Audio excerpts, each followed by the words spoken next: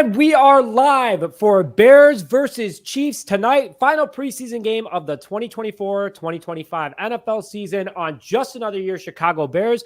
My name is Nick Brody, joined alongside my co-host and good friend Tony Sapita. And we are here to bring you guys today pregame, during game, and some postgame. So we're going to be here for the next couple hours. I hope you guys are ready. We will have the game on in the background so you guys can hear and listen in. But we're here to have a ton of fun. Tony, what's going on right now, my man? How you feeling about tonight? Did that look good? I was trying to claw up or whatever. Yeah, is that what we're calling it? Blue Dragon Goonies claw up, I think. Feeling good. Excited for the last dress rehearsal of the season, before the season starts. Just excited to have some meaningful football games. We've seen a lot of awesome stuff this preseason from Caleb, from plenty of players on the Bears too, not just Caleb. And I'm excited to see it in games that count, which isn't tonight, but, I mean, I'm annoyed that Caleb's not playing. I get it. But at the same time, obviously it's the preseason. Mahomes isn't playing. I think it would have been really beneficial to have both of them out there, or at least Caleb out there, because, after the game, Caleb Mahomes kind of chatting after, real experiences in front of him, hey, you could have done this different. You could have done that different. But Andy Reid and Matt Eberflus did not want to put all their starters out there. But some starters are playing, according to Matt Eberflus. I really hope it's Nate Davis, but I guess we'll find out in a little bit. But folks, the live chat is open. The comments are on. Make sure that you're putting your thoughts and comments in the live chat right now. We love to hear from you guys. It's going to be a lot of fun. And to start things off, please throw an FGB or a bear down in the live chat right now. If you're tuned in, we got 27 people. We're going to make this thing a giant party. So kind of to kick things off to start today, Tony, we got Bears versus Chiefs preview. The starters aren't playing. It's fine. It's okay. This team has a ton of depth compared to where it used to be. I mean, we're actually a lot of fun to watch. If guy gets hurt, we know we have someone backing him up. So how are you feeling overall right now in regards to who's playing tonight and who are you looking out for? Obviously they've changed the rules. I think it was after COVID, where instead of doing the smaller cut downs every week, it's just full cut down to 53 coming into this, which makes it much more exciting, but also just going to be so frantic during the week trying to figure out who made the team and everything. I assume Austin Butler's going to be playing a bunch tonight. I would guess, young guy. Nick, Booker. Booker. Oh my gosh, I did that earlier this week. Austin Booker, yes. Yeah. No, he is expected to play tonight, so Austin Booker will be out on the field. Same with Daniel Hardy and Jacob Martin, a lot of those kind of guys. So Tony, didn't want to lose your train of thought. Just want to make sure. So Austin Booker is one of your guys you're looking out for? Yes, Austin Booker, not Butler. Already in almost NBA mode. My apologies. Can't wait for just. He's been fun, and maybe I'm Hard Knocks pilled right now. I got the cool little montages of him just destroying the probably backup offensive lineman for other teams. But I truly think he is going to be very fun to watch this year. I do hope, you mentioned it, Nick, I hope Nate Davis plays. He needs to be a guy that they just, every second, he'll play some defense. Just get out there. He hasn't been practicing. He's got to catch up. He's got to do something. They should just do crazy conditioning basically during the game by making him play all three phases. That's all three phases. So have him play offense, defense, and special teams? Mm-hmm. Yeah, he's going to be a gunner on punts.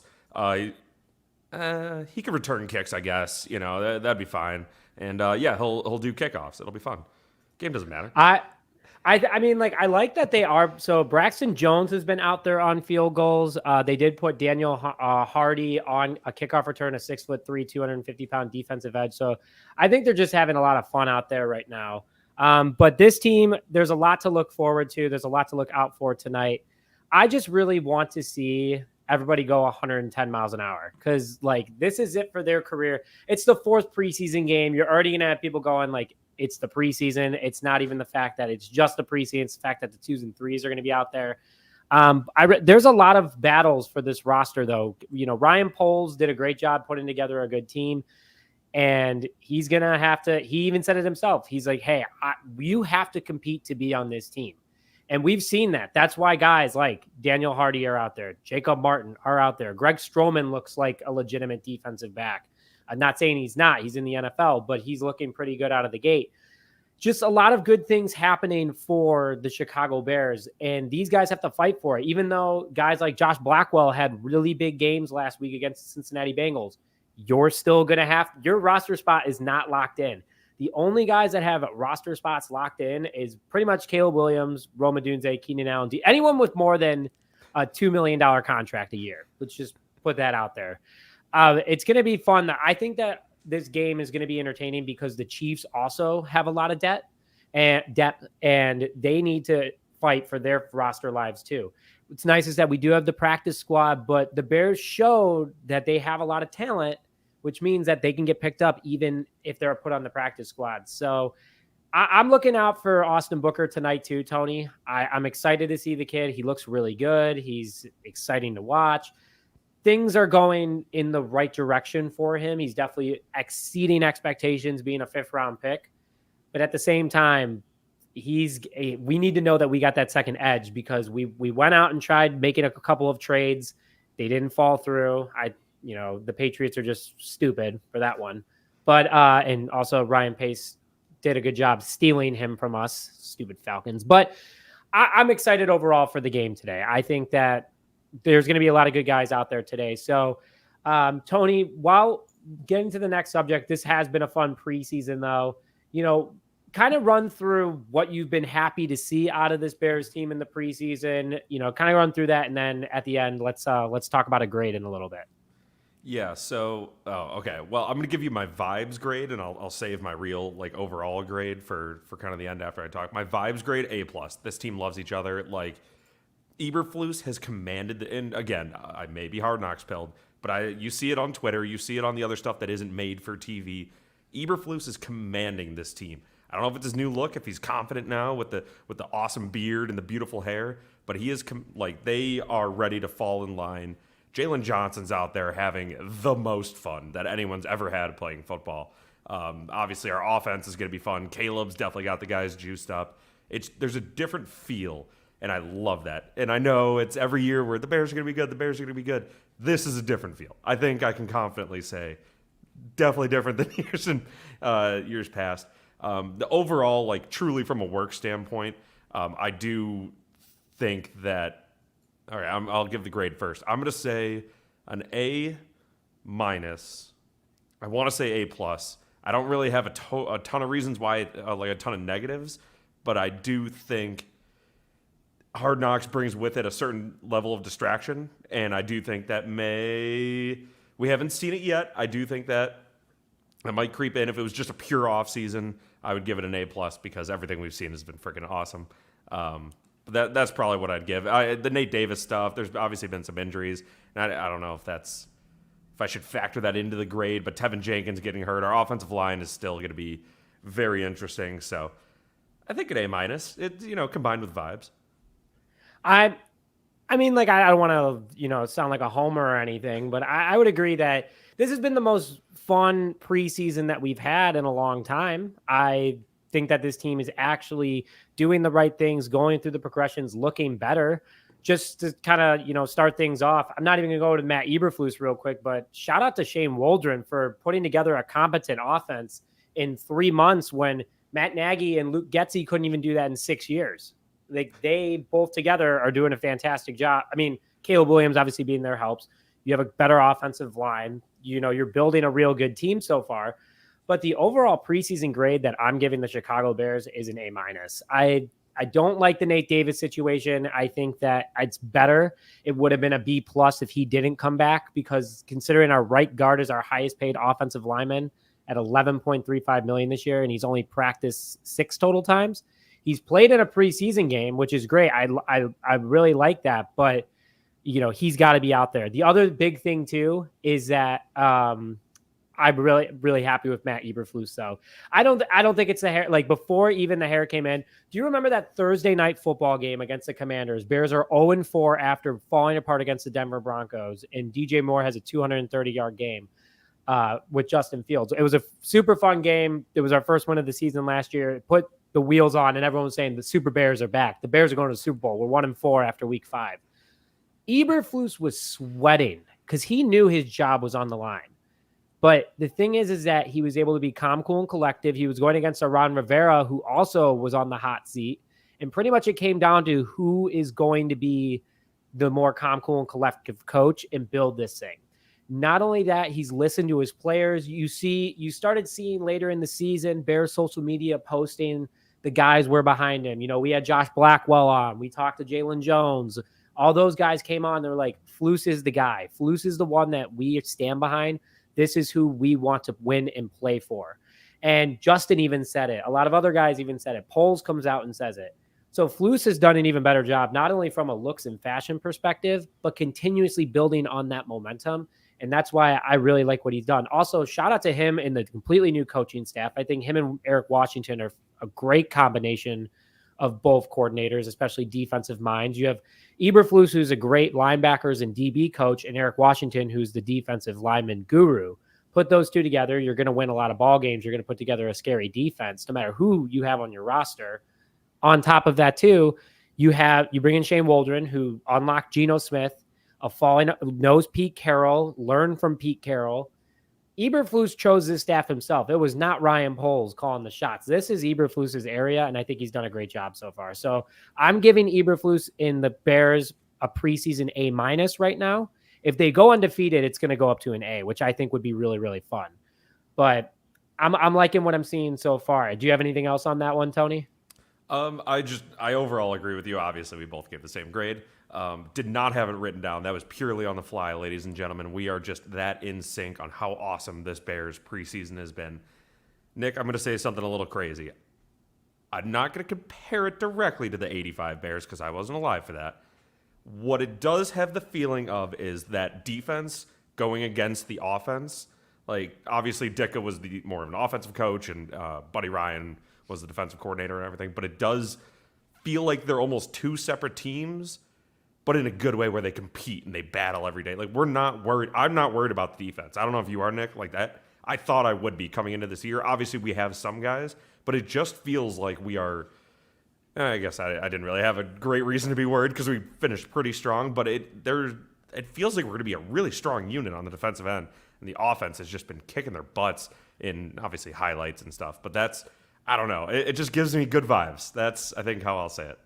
Well, and also live chat right now, everyone that's tuned in, we're starting to get more and more people. We want to hear your preseason grades overall and your reasoning why. So make sure you comment in the live chat.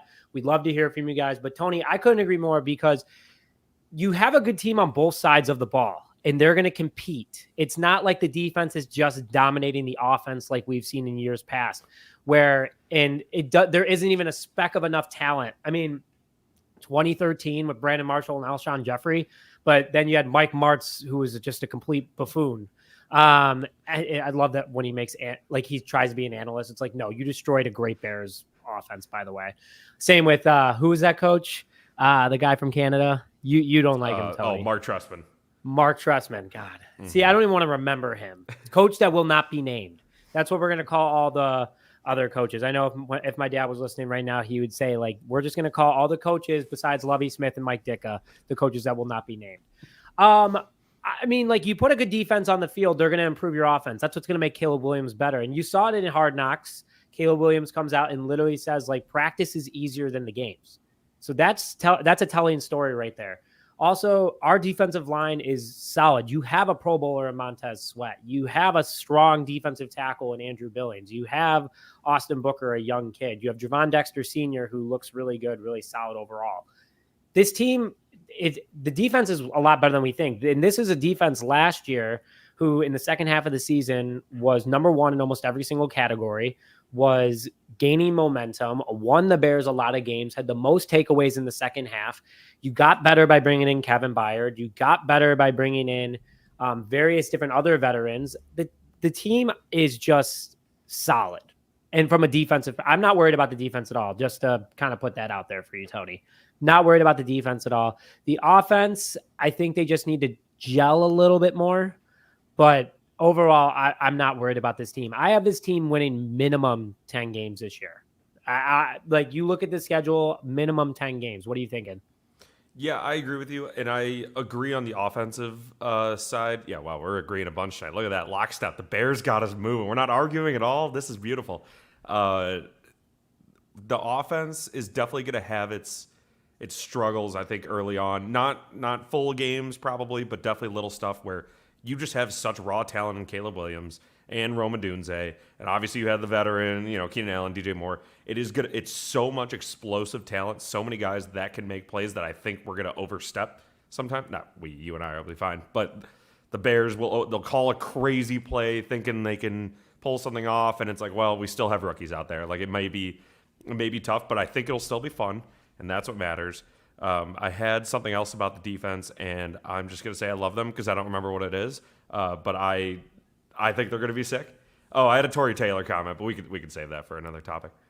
Well, yeah, let's save that for a little bit because I do want to make sure that we are calling everybody out. I really like this comment, by the way. I liked how there is a minimum of injuries because last year I feel like everyone had a torn hamstring.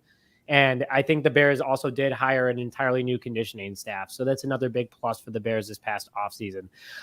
Before we get more into what we're going to talk about before the game today, guys, just want to quickly shout out that we are going to be live after every single game, during every game, and before. So make sure you hit that subscribe button to stay. We are posting along with that. Thank you so much for tuning in. Please hit that like button if you haven't already. I know that we're getting up there a little bit. The more likes we get, the more Bears fans tune into the show. So want to make sure that we get as many in here as possible. And we are announcing our jersey winner giveaway at halftime. So make sure you guys stay tuned for that. But right now, if you haven't already, hit that like button on this video. Let's get some more Bears fans in here. Then on top of it, this is an open stream for the Bears and the Chiefs. So make sure that in the live chat, you also comment if you're repping the Chicago Bears in the live chat right now, or you're representing the Chiefs. Both parties welcome. Chiefs obviously have been dominating, and Ryan Poles comes from the Chiefs. We have the future and Patrick Mahomes potentially. So would love to hear what Chiefs fans have to say. That one definitely got them a little riled up probably, but Tony, let's go into who is impressing so far for the Chicago Bears team, especially it could be anybody, but really from a second strings perspective. We'll get back to the Bears and Chiefs comment in a little bit, who's representing where, but who's impressed you so far? Mine's Daniel Hardy. He's just absolutely balling out, free agent that no one knew about, 3.5 sacks this preseason. He's always in the backfield. He looks good. But I feel like the depth of this team is super exciting. What are you thinking right now? Yeah, and I know we talked about him on whenever the last time I was on, but Khalil Herbert, and I know we talked about him being like a trade option. That's what everyone's kind of talking about. But man, he is an awesome change of pace for DeAndre Swift. I know it's a guy that's been here a bunch and a guy we kind of know about, but I mean that cutback run where it was not designed to be a little end around action. I think it was like the second play of that last drive before halftime. He just read that everyone was crashing down, and honestly, the Bears' offensive line probably did a bad job of opening a hole, and he decided to make a play. And he got positive yards. He got 15 yards out of that. That I am very excited for how they're going to use him if they don't trade him, which at this point, honestly, I don't think they should. They have enough weapons where I think they should just, why not win the whole damn thing, Nick? Well, I mean, don't get me wrong. I love my trade scenario videos. I think they're a lot of fun because it's always, you never know what's going to happen. I like that the Juron trade was only going to be a third rounder. But Khalil Herbert has been really impressive. He looks like he's reading things a little bit better. The whole running back room looks great. DeAndre Swift looks great. Khalil Herbert also has understood his role, that he is now taking a step back in regards to being the running back 2 of this team, because he's been running back 1. And obviously that's a big ego hit. He wants to get paid. He wants to get a contract. He doesn't want to get running back 2 money. He wants to get running back 1 money, not 3 money. But the team is, Khalil Herbert is really impressive. Hardy's really impressed me. Josh Blackwell's really impressing me. He had a huge game against the Bengals. 2 quarterback hits, not just 1, 2 quarterback hits. He also had 5 total tackles, had a couple nice punt returns. So, you're seeing that versatility. You're seeing that very high athleticism, and he looked good. There's a lot of other guys that impressed. Matt Pryor, the offensive lineman that we brought in, big dude, was running with the ones for a while. Overall, this team has a lot of depth to it, more than we expected, and that's a big thing for us. And they're going to put it out. They're going to put it all out there on the field in about 40 minutes here at Arrowheads. The team, it's going to be tough to make this team. I don't know how else to put it. Ryan Poles has already put it out there, but who else has impressed you so far, Tony? So I was going to say, I know you're the biggest fan of this guy. You made it very clear on our Hard Knocks stream. Jonathan Owens has actually been Jonathan Owens has been very fun. He's been a fun storyline on Hard Knocks, and I think he's also just been balling out. Personally, I definitely need to rewatch some of that Bills game. See some of the. I know he did really well in the first half, but I think that could be a fun thing for the Bears. One, on the field, because he's going to be hopefully good and just a good change of pace when some of those guys get tired and we need more of a nickel corner on the field. But also the Simone Biles factor, we cannot underrate how awesome that's going to be to just not get as much hate as we get, whether it's on like ESPN or on Twitter or something. That's going to be a nice little blanket we have to protect ourselves. That I would guess he'll play a ton tonight. I'm excited to watch him. I think even though he missed 2 weeks because of the Olympics, something like that, at least a week, he stepped right back in. He only missed 8 days. He only missed 8 days. And it was a total of 5 practices because one of them was the first game, the Hall of Fame game. Yep. So he didn't miss that much time. So I'm with you. And it's impressive how he has bounced back, understood this defense. And yes, I don't mind Jonathan Owens. Let's just say, I don't mind him. I just think that it was cool to see the rest of the team a little bit more than what was going on. But I get it. Representing the United States, she did really well. He was over there. But did you see that she was wearing a jacket of him while he was with the Packers at the Cincinnati Bengals game? I'm like, what are you doing? The Bears need to get on that right away. They will. Somebody, whether it's someone with the Bears or just some, we have a bunch of cool local artists. They always do stuff for Bulls games, with those cool custom hats. They're knocking down the door to get her a cool jacket. So I think that problem will be rectified post-haste, if I had to guess. Well, I sure hope so. Another guy that I want to call out to that's been impressing so far is Tevin Jenkins. I know that obviously he's not playing tonight, but Tevin Jenkins has had a 74 plus PFF grade in every single game that he's played in. He's looked really solid. He's looked healthy. I don't know if a lot of people know this. He spent over $50,000 this offseason, going with special doctors out of his own pocket to understand his body, what he should be eating, what he should be doing, what he shouldn't be doing. I mean, super impressive stuff overall. And Tevin Jenkins looks like the kind of guy that deserves to be potentially a Pro Bowl left guard, or get that contract extension. The Bears are not talking to him about that till the bye week, which is fine. I get it. Totally understand. But he's impressed so far this offseason, Tony. Yeah, I agree. And he established himself, I think, last year, too, even when it was Justin Fields back there, as kind of like that enforcer for the offensive line and of the offensive line for the quarterbacks, for these star players. If you mess with my guy, I'm going after you. Or, as we saw in that awesome Caleb Williams touchdown run, just the lead blocker, just yep, yeah, no, come on, try to get him. And he's waving Caleb into the end zone. That's fun. That's what Gretzky had. That's what all these guys, they had these enforcers that just protected them all throughout. We basically have that in football, which is crazy because all these guys can hit. But I'm excited. I hope he stays healthy. Obviously, that's the biggest concern, is back and different stuff. But I think he's in for a special year, like you said, Nick, if he can stay healthy. I love it. I'm really excited about this offensive line. I think Coleman Shelton's done a lot better job than we expected. Darnell Wright looks really good. I know no one really talks about him, but it's better not to be talked about than talked about, like Nate Davis. So all good there. Let's go into, though, people who are on the roster bubble, Tony. A lot of things that we're going to be looking out for tonight, especially from a wide receiver room perspective. The DB room, the wide receiver room, and the offensive line room is very, very packed right now. Low-key, the quarterback room, too. Finally, a problem that the Bears are here to have. And, chat, if you guys haven't already, please hit the like button on this video. But we want to hear who you guys are putting as your roster bubble candidates. So, Tony, I'll start off. I think Dante Pettis is a guy that's on the roster bubble right now. He had a huge game against the Bengals, but we have a ton of wide receivers. He's a veteran contract, worth more cap. On top of it, too, he is a little bit of an injury-prone kind of guy. And then finally, we have too many special teamers. You have Travis Homer, who's another guy that we can go into in a little bit. But you bring in DeAndre Carter, Roma Dunze, Josh Blackwell. You have everyone, or Velus Jones. You have everyone already from a special teams perspective. Can he be a gunner? Sure. But, Dante Pettis is my number one guy that has the most to prove tonight. If he can have another big game, I think he secures a spot. But that's who I'm going to start off with from a roster bubble perspective.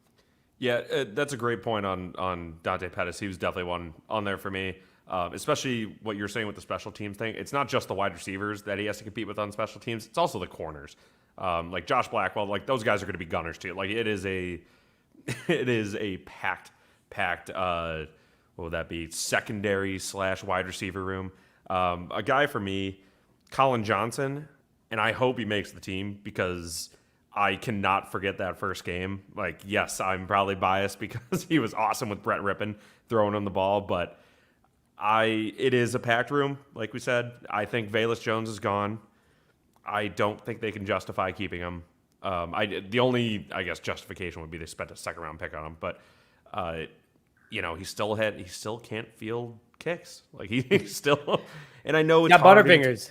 Yeah, it's hard and it's weird with the new rules. I don't even totally understand the new rules, but no one else is having the same problems. So it just, and we have a packed, and speaking of packed rooms, we have a packed running back room, and he's obviously trying to shift him to running back. Can you really, and we'll probably talk more, I think, on the running backs, but can you really justify keeping him over some of these guys? I think it's just going to be, he's going to be one of the big cuts.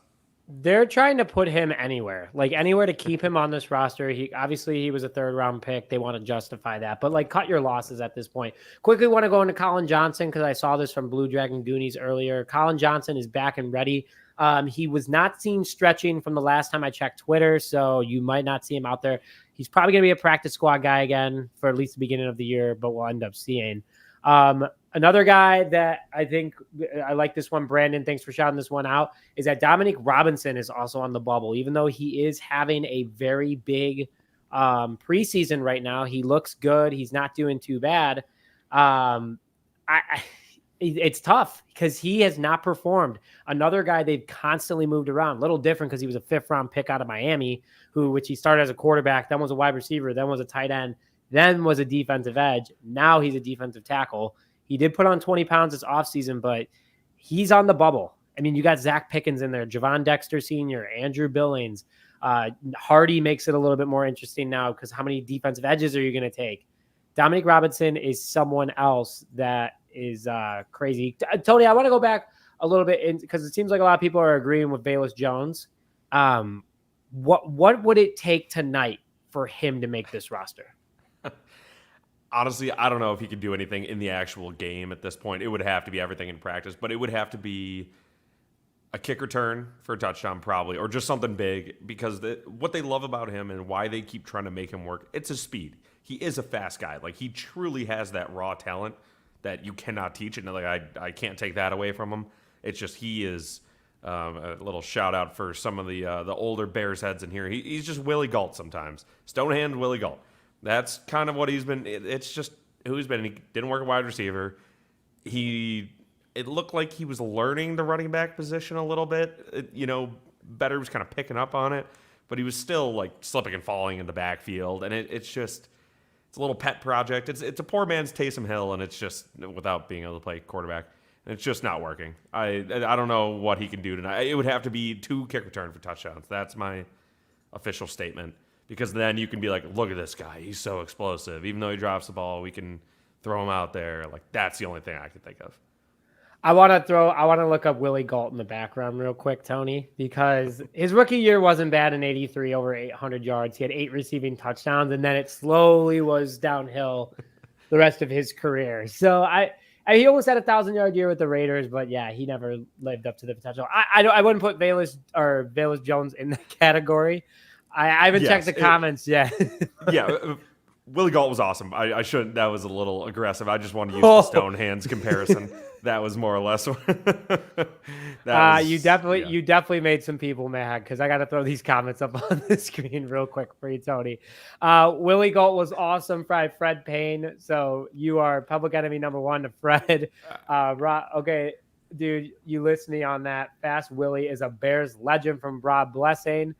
And he looks lost tracking the ball. So I guarantee you that's about Velus Jones. But okay, so we gotta be careful of our Bears legends, Tony. Just moving forward. That was aggressive. Still Stonehands Willie Galt. That still is a nickname. I'm standing by that. But yes, that was maybe a tough comparison. I'll accept that. No, we're good. We're good. And before we get a little bit more into today, guys, we'd like to thank today's sponsor, Authentico Tequila. Authentico, a 100% organic tequila from Guadalajara, Mexico. USDA organic, no additives, smooth, refreshing, and is a competitor to some of the top brands.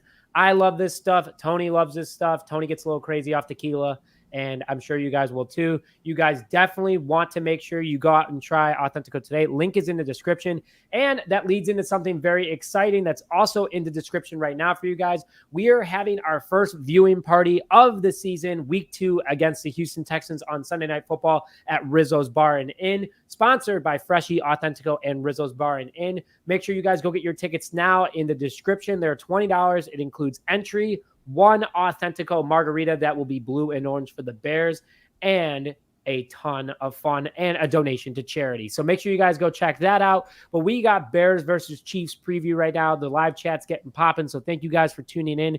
If you haven't already, please like this video and subscribe and throw a bear down in the live chat right now. Because if you do, we are choosing a winner at halftime for a custom Chicago Bears jersey.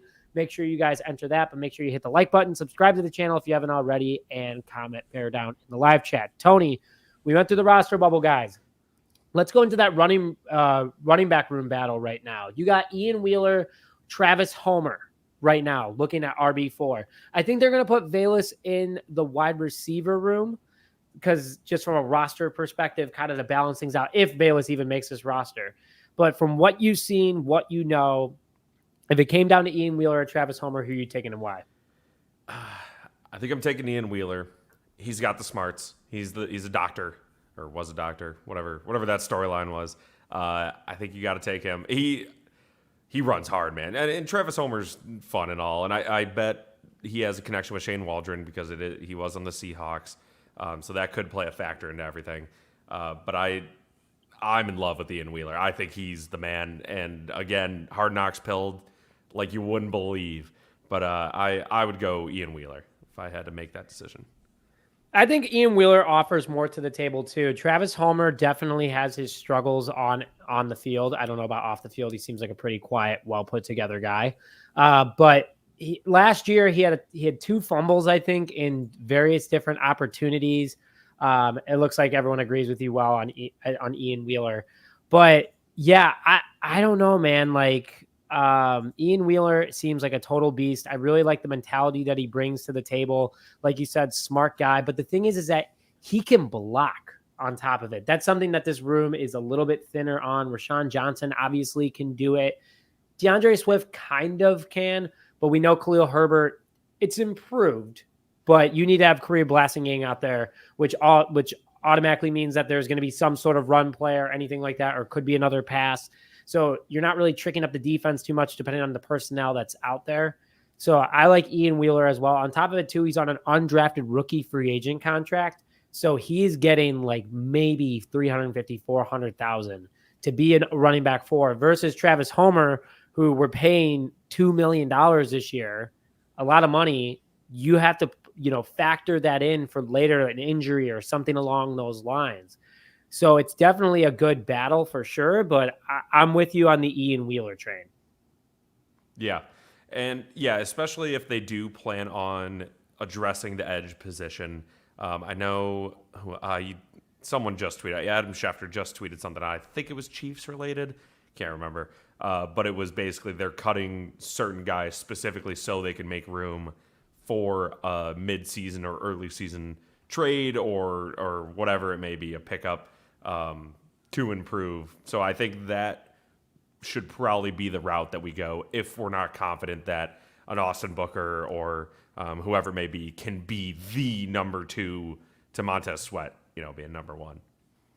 Yeah, I mean, I'm looking forward to the draft already next year too. Like it's loaded with edges, so bad. As a Bears fan, like that's just what you're used to, is always looking forward to the draft this year. Obviously, it's going to be a little bit different. But yeah, you got to bring in these young guys that can prove a lot. Ian Wheeler just runs like he's a freaking truck. Like he's going to get in your face. He's going to bulldoze over you. He looks really solid. I love everything about what this team is bringing so far. And Ian Wheeler definitely brings a lot. And chat, let's hear what you guys are thinking. It seems like Ian Wheeler all the way from everybody. But Tony, let's go into the next battle I want to hit on, which goes to the edge. It's between Hardy and Martin. Like these are two guys that have been doing really solid so far this preseason. They look fast. They're understanding Eric Washington's defense overall. But out of the two, kind of where are you kind of sitting? If it came down to it, who are you taking and why? That's a great question, Nick. You definitely seem to be a little more well-versed in this. I think I will definitely defer to, I'll give you my opinion. I'm going to defer to your choice, though. Don't get me wrong. I'm thinking that we have to go with Daniel Hardy if we're going for age. If we're going for the young team that we're building up, Daniel Hardy's 25, where Jacob Martin's 28. If that's if truly, because I don't know, maybe I'm wrong. It hasn't been crazy. What's the word I'm looking for? Landslide. It hasn't been a landslide in either direction. So then you got to start making those decisions of, okay, do we want to invest in the guy that's going to be 30 in 2 years, or do we want to get invested in the guy that if we gave him a freaking max contract, he still wouldn't be 30? Obviously, they're not going to give him a max contract, but that's kind of how I would look at it. Nick, I'm sure you have a little more in-depth analysis than I can provide. Yeah, I mean, like in chat, let's hear what you guys are thinking too between the two. You know, Martin did miss a lot of time with a hamstring injury in the beginning of pads. So like he was fine until they put on pads his first practice. That Friday I was there, and shout out to everyone that I met. It was a lot of fun.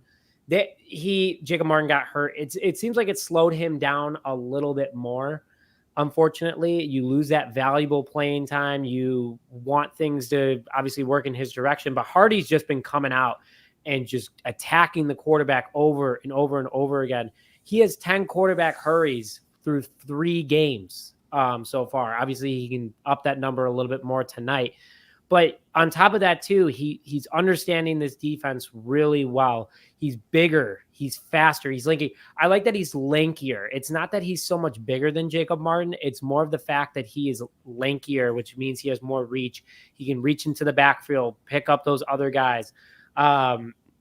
It's something that the Bears obviously need. And the Bears, ironically, Fox just turned on Fox 32. We got YouTube TV on in the background in the office right now. So we'll be able to call every single play for you guys from what we're seeing. So I hope you guys are ready for that. But I really like Hardy. I think that he deserves a roster spot. Like he definitely does well with the media. He's been interviewed multiple times. He likes playing in the city of Chicago. He knows a lot of connections here too, which I think is really cool.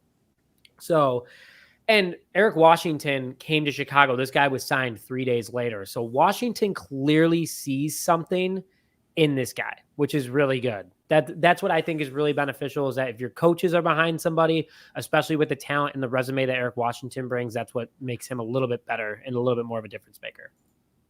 Yeah, I see you had way more insight than I did, and I'm happy I let you take command of that. I totally agree. I want to agree with you on the a lot of agreeing again. The length matters so much for a defensive end, because there is so, like, any sort of, whether it's a sweep or just anything that can get outside, just putting an arm there. You may not tackle them. Arm tackles are hard against NFL running backs, but just being that physical presence to force it back up the middle with those 50 defensive tackles we talked about earlier, like that's huge. Yeah, I couldn't agree more. I like what he brings to the table, and just, again, he's doing really well. I mean, 3.5 sacks in 3 games, pretty darn impressive. 2 of them came against the Buffalo Bills, who do have a little bit one of the better offensive lines that we played. Obviously, the Chiefs are a little bit better, but overall, good stuff. Tony, I want to talk about Tyson Bagent so far, what he's done this preseason, someone that's really exciting. Obviously, we're going to see a lot of him tonight, probably the whole first half, because it's up to him, depending on how some of these other roster guys are going to do. Like if the tight ends can look good because of him, the offensive line can look good. Just everything relies on him. So in chat, this is open to you too. We want to hear A through F. What are you giving Tyson Bagent so far this preseason? But Tony, I kind of want to hear what you're thinking so far. Yeah, I know we've said it a couple times. You just said it too. This game is going to be fun because it is all these guys not just trying to make a roster spot, but like a Tyson Bagent trying to prove he's the number 2. Because there's 4 quarterbacks in that room. Can't forget that. There are 4 quarterbacks. We got a Brett Rippon, who is a veteran, and Austin Reed, who is going to do everything to try to make that roster. That's an undrafted free agent. He wants to make this roster. So Tyson Bagent just looking like, honestly, he could probably, there's a couple teams he could start for. I'd take him over Daniel Jones, if I was a Giants fan at this point. Daniel Jones stinks. I would agree. Say that. $46 million this year, by the way. Yeah. $46 million the Giants have to pay Daniel Jones. Yeah, go on. You're cooking, Tony. Keep cooking. Yeah, I can see Nick Grimes already agreeing with me. Tyson's going to start for another team within 5 years. He has the drive and he has that charisma that is just, that's another thing you just can't teach. You can't teach a good, true locker room presence. A guy that's going to keep Caleb Williams loose. A guy that's just going to, hey man, we're just playing football. That was, at least that's what I got from Hard Knocks was, just the silly little, how they break down the huddle, whatever. Just, hey, it's not too, we don't need to overthink things. Let's play great. His dad's awesome. Obviously, I think we all have seen that too. His dad is just a terrifying human being, but in a good way, at least because he's on our side. I expect a lot out of Tyson Bagent tonight. Like you said, Nick, if Colin Johnson ends up playing tonight, Colin Johnson could make the roster because of a Tyson Bagent pass. I don't know. I'm excited to see him play a little more. He looks, here's a question for you, Tony, because so the grade that I'm giving him, did you say your grade that you gave him? Because we have a lot of A's in the comments. I'll stick with the chat. Yeah, I'll say A, A, why not? Yeah. From Shepherd University, A. So I brought this up before, but the Bears back in 2005, 2006 had Kyle Orton as their backup. And having him in 2005 at least is what made the Bears go as far as they did. I think the Bears would have won the Super Bowl that year if they stuck with Orton, didn't go with Grossman, because Orton was the better quarterback. Go back to last year. He's 500 as the Bears starter. As a starter, he technically was 2-3. They lost that Minnesota Vikings game, but he kept it close. He was getting better as time went on. Tony, here's a question for you, and here's a question for the chat too. If the Bears would have stuck with Tyson Bagent last year, and here's the thing that ticks me off too. If they knew that they were moving on from Fields after, his injury, no matter what would have happened, why not throw Bagent out there? Drive up his trade value, see if you can win some games. Because the number 1 pick was Carolina's anyway. That's how we're getting Caleb Williams. But Tony, would the Bears have won more games last year if they stuck with Bagent at quarterback? That's interesting. Yeah, it's tough to play hindsight's 2020 on these things. We can't forget his first game. Who was that against? Whatever he came in against when Fields got hurt. He just immediately the Vikings. He immediately threw. I think it was an interception or whatever. Just really got hurried in the pocket. I think he would have picked it up as the season went on, but I think that was a tough spot to come in already knowing you're not the starting quarterback and you're already getting those second string snaps in practice. And then now it's all right, now just go play 15 games for us, after Fields gets hurt or whatever that was. So I don't know if I could say with confidence that we would have won more games. But I do think if we were in that same situation this year, I think he would definitely be more prepared because he looks awesome in preseason. Okay, now we're going to have our first disagreement of the day. I disagree with you there because Fields never surpassed more than 230 passing yards in a game. He barely rushed the ball like he used to. He had multiple fumbles. Bagent never fumbled the ball. He never did. In the preseason, yes, he had 1 fumble last year. In this preseason, he's had 0. He had better ball control. If you would have put Bagent in there on that drive where he fumbled against the Browns, that drive where 2 drives where he fumbled against the Lions, that's 2 wins right there. Bears would have been 9-8. They would have been stomping on the door, and they would have been where the Packers were against the Dallas Cowboys. I'm happy everything happened because we got Roma Dunze. I get it. But I think that the Bears would have won at least 2 more games if Bagent was at quarterback. And I like Justin Fields. Good guy. Great guy. But he overall he wasn't the guy. He wasn't. And apparently in Pittsburgh, he's not it either. Tony, you want to say something? Talk to me. Yeah, I don't necessarily agree, or sorry, I don't necessarily disagree with what you're saying. This is an impossible thing to prove, but I actually, that is a good point that he probably would have been a little more secure with the ball, although we wouldn't have gotten some of those sick runs for 75 yards against some of those teams, which I mean, I know we had DJ Moore, but also who was Fields throwing to? Tyler Scott. That's that lost us that Lions game when Tyler Scott. That's someone else to look out for tonight. Yeah, I was going to bring that up again, but we had moved on from it. Yeah. You know what, Nick? I will concede to you that I think we would have won at least one more game with Tyson Bagent because I agree with you on the ball security thing. I think that was a good point. I hadn't thought about that. You win. No, I did not win anything. But we don't have to go back to the what ifs is what we're saying. Like, it's nice knowing that we have a good second string quarterback. I think Bagent could, like you said, start with the New York Giants. I think that he could start with the Las Vegas Raiders, even though he'd hate playing for Luke Getsy again. Cleveland Browns. I mean, Deshaun Watson can't stay healthy. If Tony, and let's see what the chat thinks of this too. I know they're a little bit behind because they probably got hit with some of YouTube's silly ads. But if you were to get a call as Ryan Poles for your second string quarterback in Tyson Bagent for a 4th round pick from the Cleveland Browns, yes or no, are you doing it? I think you have to. And it's the classic. And here's why. I think, who was it? Peyton Manning? Or it was Tony Dungy. It was something when Peyton Manning was on the team, whatever team that was. Some reporter asked the coach before the game, what happens if Peyton Manning goes down, or what happens if he gets hurt? He goes, well, I don't know. We don't practice F word. We don't practice getting screwed, basically. So that is kind of, if Tyson Bagent has to come in, I do think he would be serviceable. And I do think it's tough to stay healthy for 17 games. Caleb Williams may have a couple games where he gets dinged up, and we may have to see Tyson Bagent. But for a 4th round pick, I mean, what was Austin Booker, a 5th? I mean, Torrey Taylor was a 4th. Greatest 4th round pick in Bears history. Yeah. Besides Eddie Jackson, his first 2 years are pretty incredible. And especially the Browns are going to be. They have a great offense outside of the quarterback. I think the Browns are going to be bad. I think that's you might a have take. To take it. That's a take because a lot of people think the Browns are going to win the AFC North. Okay, well, he can't stay healthy. Oh, okay, yeah. So we got Ravens? Nick say, well, sorry. Yeah, the Ravens are going to be good. The Ravens will definitely win that division. Everyone's starting to tune in right now. I love it. Okay, so so Fred's going not for a 4th. Second rounder or F him. Wow. Second rounder for Tyson Bagent. Come on now. I like Jester's attitude, man. He will be Minshew 2.0. Put him in Vegas then. But maybe for a second or maybe for a 3rd. Okay. So overall, guys, like, it sounds like I'm happy the engagement we're having for today, by the way.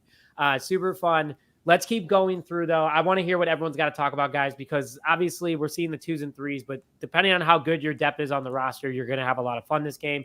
Ryan Poles and Ian Cunningham are definitely going to have streets named after them, I think, with how well. And that's not even a joke. Like, I think if the new stadium happens, the Bears somehow win a Super Bowl before the new stadium happens, which I think they really could in the next couple of years.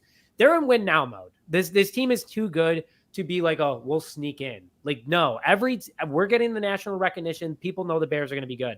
But Ryan Poles and Ian Cunningham have done a great job. Ian Cunningham stayed again this year. He was offered another GM job this past offseason, didn't take it because he knows his team is going to be special. I mean, I think they've done a fantastic job. Statues, no. Drive names, absolutely. Like, maybe at the new Hallis Hall or Arlington Heights, which still nothing on that. That'll probably be in the last Hard Knocks episode. Marketing geniuses over there. But I mean, what are your thoughts? What is your overall opinion so far? Chat, Tony. Let's start with Tony though. Like, what are you thinking? I think it's incredible what they've done, because I know, what was it, after last year, there was definitely some chatter about polls about, with the Chase Claypool trade, and it's like, are we already running him out of town? And that was obviously very hasty, and I'm happy we didn't do that. He gave, people were mocking us for we're to take the North and never give it back. Buddy, that's coming. It's here. I'd argue it's here. Maybe one more year, whatever. But we have turned over this roster. Sorry, I have not done anything. Ryan Poles has turned over this roster. No, you've done something, Tony. I've talked about it. I've told him good job. That goes a long way. Emotional support. Ryan Poles, and Ian Cunningham, what they've done to turn over this roster and make a team that we can be proud of. Not like excited is one thing. We get excited about the Bears every year. I'm proud of what we're putting on the field, what we're putting on Hard Knocks, what we're just going to be bringing into Green Bay. What is that, week infinity because of the schedule, and we don't play the division till the end of the year. I think it's like a infinity plus, to use infinity again. I'm with. I mean, he stripped this thing down. It was all the way down to the absolute where the World's Fair pillars were under Soldier Field. He cleaned the books, got picks, got rid of bad players. He did keep Cole Kmet. He kept Devin Jenkins. And like Cairo Santos. Well, no, Santos wasn't here yet. No, he was here. Patrick Scales. He kept the glue guys. He kept the ones that he saw. And Jaylon Johnson, obviously. He saw the potential guys. And then it was really last offseason where he was like, all right, let's sign everybody. Tremaine, TJ, then he cooked in the draft. Anyone that was like, oh, he didn't do good in his first draft, Kyler Gordon, who everyone loves right now, Jaquan Brisker, who's one of the best safeties in the league right now, right there. Not a terrible job so far there, son. Jatri Carter, who's one of our second string offensive linemen. Poles cooked. And a lot of it's with Ian Cunningham. I don't know if you remember, Ian Cunningham called the Eagles, came over from the Eagles, and he was like, hey, I'll trade back with you so you get Jalen Carter and give me an extra 4th round pick for it. Okay, fine. Absolutely. Do it. That's an extra pick right there. And you know who we used that pick on? Who did we talk about earlier? 4th round pick. 4th round pick. Oh, you caught me. I was watching TV. They're doing a cute thing on Roma. I know, they're talking about Roma Dunze. Who is it? Nick. Tory Taylor. Tory Taylor, yes, of course. So if it wasn't for that trade right there, the Bears would not have gotten Tory Taylor. This GM room, he said it was 3 years till they were competitive again. Well, right now, it's going to be competitive again. The Bears, this is year 3. They won 4 games, or they won 5 of their last 8 in order last season. Easily could have been 7-1. I'll say 8-0 because that's how we roll over here. But what a fantastic, and then also not giving up on Matt Eberflus. That was another one too, is he said, that's the coach, that's the guy building culture. This is what's going to make this team special. They cook. And I know Ian Cunningham after the season, he actually pretty much has to take a GM job if he gets offered it. Because then people are just gonna be like, oh, you just like being an assistant. Like you're not going anywhere. Unless Poles pulled like a Theo Epstein and like went up to president, which obviously there's Kevin Warren, and then they moved Ian Cunningham up. I don't see that happening, but what a job. A+ off season. Austin Booker, that was incredible. Tory Taylor, that was incredible. The Roma Dunze pick fell in our lap. Ian Cunningham holding Poles back from not trading for, just a ton of great stuff this year. Tony, what I know you want to say something. The Keenan Allen thing too. It was such an interesting trade because that's more of an NBA trade where it's like, all right, we have this guy, we like him, he's good, but we got to get his salary off the books. Like someone take him, whatever, for cheap. And Nick, you said it. We're kind of in win now mode. We've built this team so quickly. We're ready to win, and that's a guy who will win you some games. Yes, it's 1 year. Yes, it's $35 million or whatever. But I mean that even if it's just his veteran skills, whatever, rubs off on some of these younger guys like a Roma Dunze or even still DJ Moore. Like, don't forget, he's still a young guy. That'll be 6 more years. Yeah, the most worth it. And then the $30 million comes off the books too. Like we can draft a receiver. We can sign someone, whatever. And maybe we bring him back for 2 years for cheaper. Who knows? But either way, that is one of my favorite moves that just a Bears GM has ever made. So the Bears are wearing the white jerseys tonight for the first time this preseason. Let's go over to preseason now mode, Tony, because we're 5 minutes out. We got 57 people in the chat. Thank you guys for tuning in. It's been a fun offseason, but we are here to have a lot of fun. Guys, make sure that we will feature your super chats up on the top during the game. So make sure you send your live reactions, what you're enjoying about the show, and anything else on top of it. And you can follow me at Chicago Nick on Twitter. You can follow our main page at JShyBears, link in the description, and Tony at JC Tony all the time. But guys, we got preview coming up right here. Tony, what are 3 things you're looking for tonight from the Chicago Bears versus Kansas City Chiefs game? So I am going to be watching the quarterback room. I know it doesn't matter because obviously Caleb Williams is the guy. But I do think that Austin Reed, Brett Rippon showdown, whatever you want to call it, is going to be fun because it's the wily vet versus, or the wily backup vet, I should say, versus a guy that is just trying to make his dream come true for one season, minimum at least. So I'm going to be watching that. That's fun. They're fun. Austin Reed was a guy. This is what I wanted to say earlier, Nick. I remembered Austin Reed. So we talked about Caleb Williams saying, "Oh yeah, practice is harder than the games." Austin Reed said that too, I think, which is a true testament to this Bears defense. Amazing. So I am going to be watching that. We already talked about him. Going to be watching Velus Jones because again, it sounds like everyone in the world thinks he's going to get cut. Maybe he does ball out. Maybe he has been making massive strides at practice. Maybe, whatever. I want to see what happens there because he does have the raw talent. I do want to see him return a kick for a touchdown, but whatever. I won't get upset about it now. And it's on the line. It's on the line for him. This is it. Yeah. And the third thing is just going to be everyone on the defense. We mentioned Jonathan Owens, obviously Austin Booker. Like there are so many spots at play, not just for making the team, but for solidifying whether you're second string, third string, whether you're going to be on the field in on a big third down when Andrew Billings needs to catch his breath, whatever it may be. That there is going to be, I think it's going to be a fun game. I truly think these guys, like you said, Nick, are playing for their lives that they're accustomed to, at least. We're going to get some fireworks. So Tony, you have the game on in front of you. Are Yes. you able to? Okay, so we'll be able to do this play-by-play thing because this is the first time we've ever done it. So shout out to the chat for staying tuned in. Super excited about it. And before this game begins, I want to hear an FGB or a bear down in the live chat right now. Just get everybody pumped up. We're excited for this game. Things are going to be a lot of fun. And please, if you haven't already, hit that like button on the video. Let's get it up to over 70 likes on this video. Would really appreciate it. We're here to bring you guys play-by-play coverage of tonight's Bears versus Kansas City Chiefs game. Going to be a lot of fun. But Tony, any last comments before we get into things? And by the way, Tony, we have a very special guest in the chat right now, it looks like. And that's our good friend Don Burr over from Detroit. Don, I need you to confirm if you're Chicken Nugget Master 586 on Twitter, because I think we figured it out, but there's been no confirmation. But Don Burr is in the chat right now. We got everybody else tuning in. Jeff, thanks for tuning in as always. Fred Payne, you said you would be here, and you're here, my guy. Jester, nice to see you. But we got tons of people ready to go for this game. Tony, we'll look out for the Don Burr moment. But we'll see what we got. But we got the live chat going right now. We are going to be calling play-by-play. But I'm excited for this game, man. This is going to be a lot of fun. What I'm really looking forward to out of Tyson Bagent is I want to see them spread the field out. You only saw a couple deep balls from Caleb Williams last week. They're replaying it right now, right to Roma Dunze down the sideline. What a catch. That play had Soldier Field shaking. I will say that.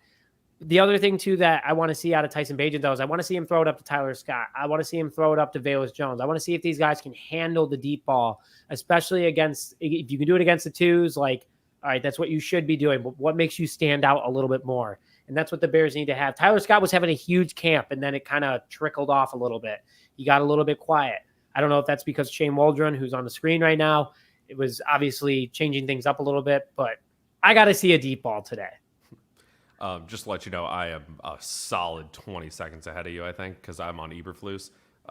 So I think this could be fun. Well, maybe I'll do the play-by-play of what's going to happen, and then you react to what you thought happened, and then you watch it. Yeah, we'll have some fun with it, Nick. Don't you worry. We'll have a good time. Man, I paid for YouTube TV and everything. Why does Eberflus's hair also look like it's like yellow on top? It's not even a touch of gray. I thought that was just my TV. Okay, yeah, nice. No, Grateful Dead reference. His wife is definitely trying a little too much experimenting with his looks. But yeah, no, it sounds like you are a little bit farther ahead. Tony pays for cable. I pay for YouTube TV. I do not pay for cable. I paid $15 for a little satellite thing that I just taped to my window. So it's cable, quote unquote, but it's free. I get the free Fox, NBC, you name it, and then I pay for every other streaming service because I like being robbed so I can watch sports. But that's okay. That's life. Yeah, we'll have to figure it out, I guess. So, chat, we're about to kick things off here. It's 7:20. Kickoff's about to happen. Eberflus is still talking. But, Tony, can you see the coin toss? No, they're in the booth. Adam Amin looking good as always. Didn't see who the other guy is. Do you like his haircut? Do you like his haircut? It's, hey, he's trying something new out. You can't hate a man for trying. I like it. I like his pocket square, too. He's got a nice pocket square there. I would like to see, dude, his barber does a great fade on him. Like when I do cut my hair, I would like to find out who it is. But I mean, it looks warm there in Kansas City. Those guys definitely got a little bit of grease on their face, sweating a little bit before the game. Nothing to be nervous about. So Jay Miller's he's looking tough right now. Yeah, now they're, what are they doing now? They're, a little punting action from the Chiefs. Okay, that Velus Jones Jr. is probably watching that. With some fervor. I think I used that word right. Just see what he can, how he can get under that ball and not drop, every single ball that's kicked to him this game. I think this game's totally going to start at like 7:25, 7:30 because nobody adheres to the frickin' start times anymore. But that's a big pet peeve of mine. We can get into another day. Yeah, they're already on it. So right now, I think I caught up, Tony. I think my TV was a little bit behind because right now they're showing some guy running ladders. Are we on the same pace now? I'm like 2 commercials in. Okay. Yep. Free ads. Okay. Free Lake ads. There you go. Lake Recycling. Yeah. All right. Well, we got things starting here in 4 minutes till kickoff for the Chicago Bears versus the Kansas City Chiefs. Things are looking pretty darn good for this team. It looks like Velus Jones is going to be playing tonight. So he sat out the Hall of Fame game, and I think he definitely got his confidence up a little bit high because things are not looking good for him. He's playing tonight. He said starters were not playing, so I don't know. Yeah, it definitely came across the past few weeks as yeah, we're all making the team. Am I right, fellas? Like, yeah, look at us. All of us definitely locked in players. And then you've just slowly seen that change to okay, now I got to be a running back. Oh my gosh. Every time I'm back there, I got to make something happen. Then as we've said 1,000 times, he's dropping punts, dropping kickoffs. Yeah. Oh, great. Not good. Great Coors Light commercial. Oh, sorry. No, we don't like that. Nope. Boo. Nope. No boo. Great Freshie Tequila commercial is what I meant to say. It's live TV, folks. And right before we begin tonight's show, guys, we are sponsored by Authentico Tequila, 100% organic tequila from Guadalajara, Mexico, USDA organic approved with no additives. Make sure you go to the link in the description now to get a refreshing tequila. Goes down smooth. You don't even need a chaser with it. I've had some people go, wow, is that even tequila? And Tony gets a little bit wild off it. So if the Bears win tonight, Tony might be chugging some tequila. You guys should be too. Let's go into a little bit more before the box score of today. No worries, Tony. Let's go into a little bit more about today. I'm just looking forward to seeing also this team work on the big key factors that they have for today. And that's spreading out this offense, getting key game footage as well. That's another thing that this team is definitely missing is that they obviously have been watching themselves, not enough in games. They've gotten better because, after that Hall of Fame game, they looked a ton better. Film is key. And that's what they're going to get more of tonight, especially against the defending Super Bowl champions. Yeah, I couldn't agree more. The Chiefs also just made a big signing, actually, just seconds ago. Creed Humphrey, their center, just agreed to a 4-year, $72 million extension. So, well, congrats to Creed. Maybe the Bears are going to do some wheeling and dealing during the game or right before the game. We probably got about a minute until kickoff here. Could you imagine if we were on the live stream when the Bears literally made a deal? Kind of like what you saw with Christopher Morel, to all the Cubs fans out there. Tough to watch. Super tough to watch. But all right, guys, game is starting. We are looking good. We are looking fast. Matt Eberflus is ready. He's wearing the hoodie tonight. Looks a little nervous, though. I don't know why. But then you got the Burger Man, Eating Man, Andy Reid. Dude, the Bears had a shot at getting Andy Reid, and I can't believe they blew it. I'm still a little upset about that. I agree. Andy Reid's the man. Obviously not as much of the man now as Matt Eberflus is, who I'm all in on, of course. But at the time, with the amazing track record of coaches we've had since Lovie Smith, Yeah, that one hurts. Hey, it happens.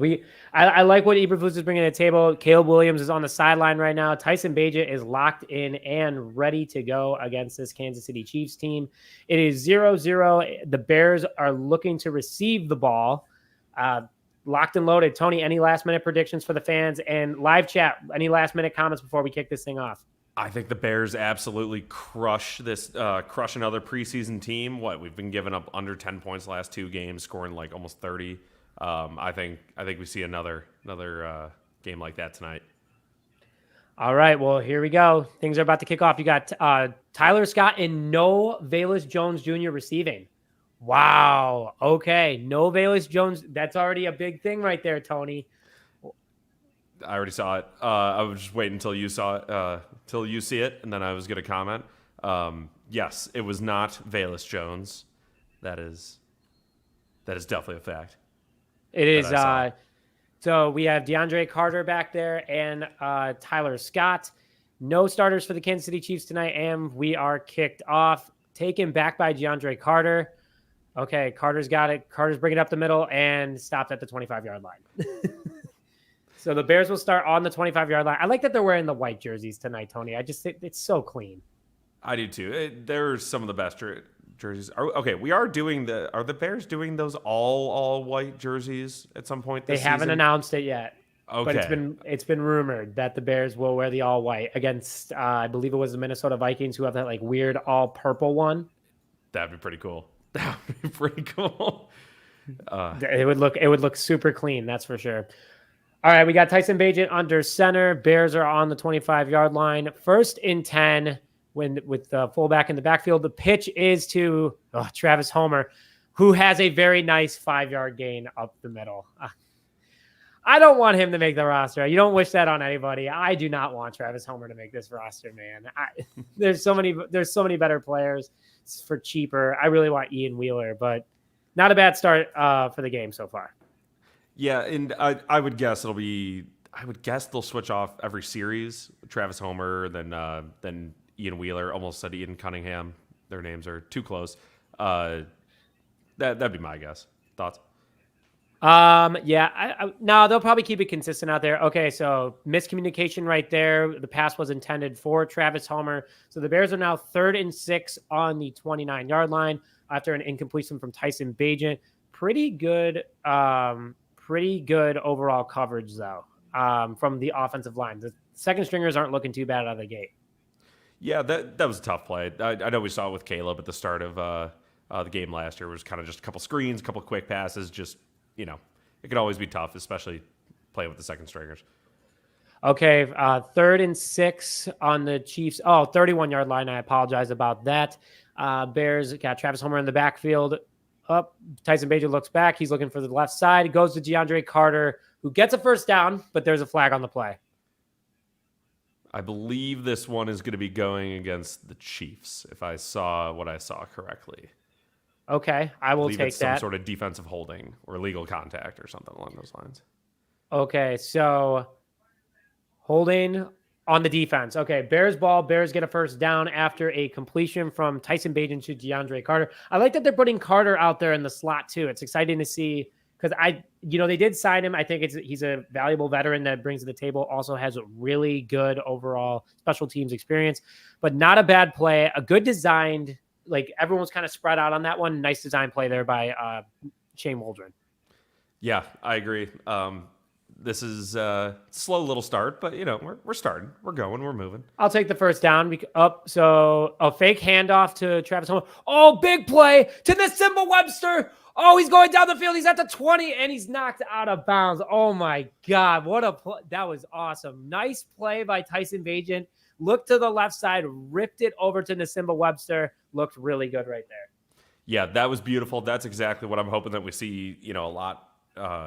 I am hoping that Shane Waldron does that with Caleb Williams a lot this year. Just get him moving, get him rolling.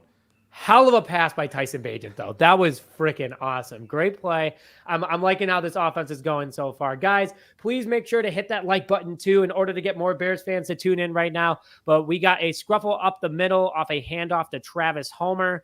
for about, let's say 3-4 yards. But not a nice push up the middle. The second string offensive line's looking pretty good out of the gate. I agree. I definitely, just as a Bears fan, I'm expecting, the other foot to drop here on this nice little drive because it is second string. Shut up, offensive Tony. line may offensive line may get a little leaky here coming up, but yeah, well, we got second and 6 right now. The Bears are on the Kansas City Chiefs 16-yard line. It looks like. A little bit of a miscommunication there. Bagent's calling out a play. Travis Homer's in the backfield. Bagent drops back, 6-step drop back. Oh, there it is, Tony. Absolutely swallowed up by the Kansas City Chiefs defensive line. That's the third sack of the season by the Bears offensive line so far. Yeah, it's going to happen, especially, again, it is backups. Both teams are playing for their lives. We've talked about it, but yeah, that's a tough one, especially when you're basically in the red zone. You're in the gold zone inside like 30 or something. But the play does not count. Just want to say, Tony, the play does not count. Holding on the defense by number 24 on, it looks like it was on was that Carlson? Yeah, so Bears now get a new set of downs, it looks like, or is it 2nd and 1? Let's see. They haven't put it up on the screen yet. Looks like a new set of downs. New set of downs. Okay, so the Bears are 1st and 10 on Kansas City's 9-yard line. Come on, show the play. Yeah, I believe it's just outside the 10 is what it's looking like. Okay, just outside the 10. Bears. All right, let's see what they got up. Doug Kramer's out there. Doug Kramer looks good so far. I'm happy that the Illinois kid is getting some pretty good reps over here. I couldn't agree more. This is going to be definitely the time we see some of these young, or not, I don't know, younger guys that don't get as many options or as many looks get to play. Sorry, I just saw the next play and I'm excited already. No worries. Travis Homer watching. Up the middle for 5 yards. Wow, nice play. Again, good overall blocking by the offensive line right there. So the Bears are now knocking on the door. They're within the 10 right now on the first drive after a huge pass by Tyson Bagent to Simba Webster. But Travis Homer, he must have heard me saying I don't want him to make this roster because he's looking pretty darn good so far. Yeah, this is nice. It's a good little drive we got going here. Looking for Bagent use his feet a little, get out of the pocket because it is obviously a backup offensive line. But Bagent takes it himself. Tony, touchdown Bears. Tyson Bagent scores. Wow, Tony, it must be so nice to be 15 seconds ahead of all of us. But touchdown by Tyson Bagent. Oh my God. I feel like Woj right now, where I'm like, the Bulls are zeroing in on this pick when he's trying to be sneaky about tipping picks. I guess that's how I'm going to play it. I won't give away too much, guys, because we can't all pay for $15 satellite cable, whatever. No, I pay $52 for YouTube TV, yet I pretty much work for YouTube, and they won't even give it to me for free. But what a rushing touchdown by Tyson Bagent. Bears are up 6-0 before the beginning, before the field goal unit goes out there. But what a dive by Bagent. Super agent Bagent was out there looking good in full stride. Love what I'm seeing so far. All right, Tony, how you feeling? I'm feeling great. You love to see that, just going the extra mile. It's preseason. He didn't have to dive. He knows it doesn't count, but he was like, yeah, I truly value the fact that I am getting this opportunity to be a second string quarterback on a team that is going to have a heck of a first string quarterback. And that's what that play said to me there. And that's fun. This team has heart. That's beautiful. Like I said, we're proud. I'm going to be so proud of this team. Well, the Bears are now up 7-0 after their first opening drive. That was a total of 75 yards on 7 different plays, averaging over 10 yards per play. The big play was to Simba Webster to start things off, but good overall ball movement, Tony. Really, Shane Waldron, again, is light years ahead of anybody that we've had the last couple of years calling plays for this offense. That's a fact. That's a perfect way to put it. Chicago J, another someone in the J orbit, tweeted, Tyson Bagent is playing his way into a trade. We talked about it. I mean, that's almost the if he plays too well. I mean, teams are going to be knocking on our door trying to get this fella from under our I don't know, hands, whatever it be, under our noses. That's what it would be. All right, so we're thinking. Go ahead. Go ahead. I was just gonna keep talking Tyson Bagent trade. Honestly, I was gonna say, are we thinking if and we won't say Joe Burrow, but a team with a Joe Burrow type quarterback where you get that early injury. You think Tyson Bagent? You think the Bears get a call about Tyson Bagent? I think that the phone's already ringing for him, considering how well he's been playing and how he's able to just move up and down the field like that. Tyson Bagent definitely could be on the trade block. Oh, Ron came in and said he wasn't here for what I think when I said it, and we're lockstep right now. Ron said the Bears will probably trade Bagent to the Giants. I'm telling you, he's better than Daniel Jones. He's absolutely better than Daniel Jones.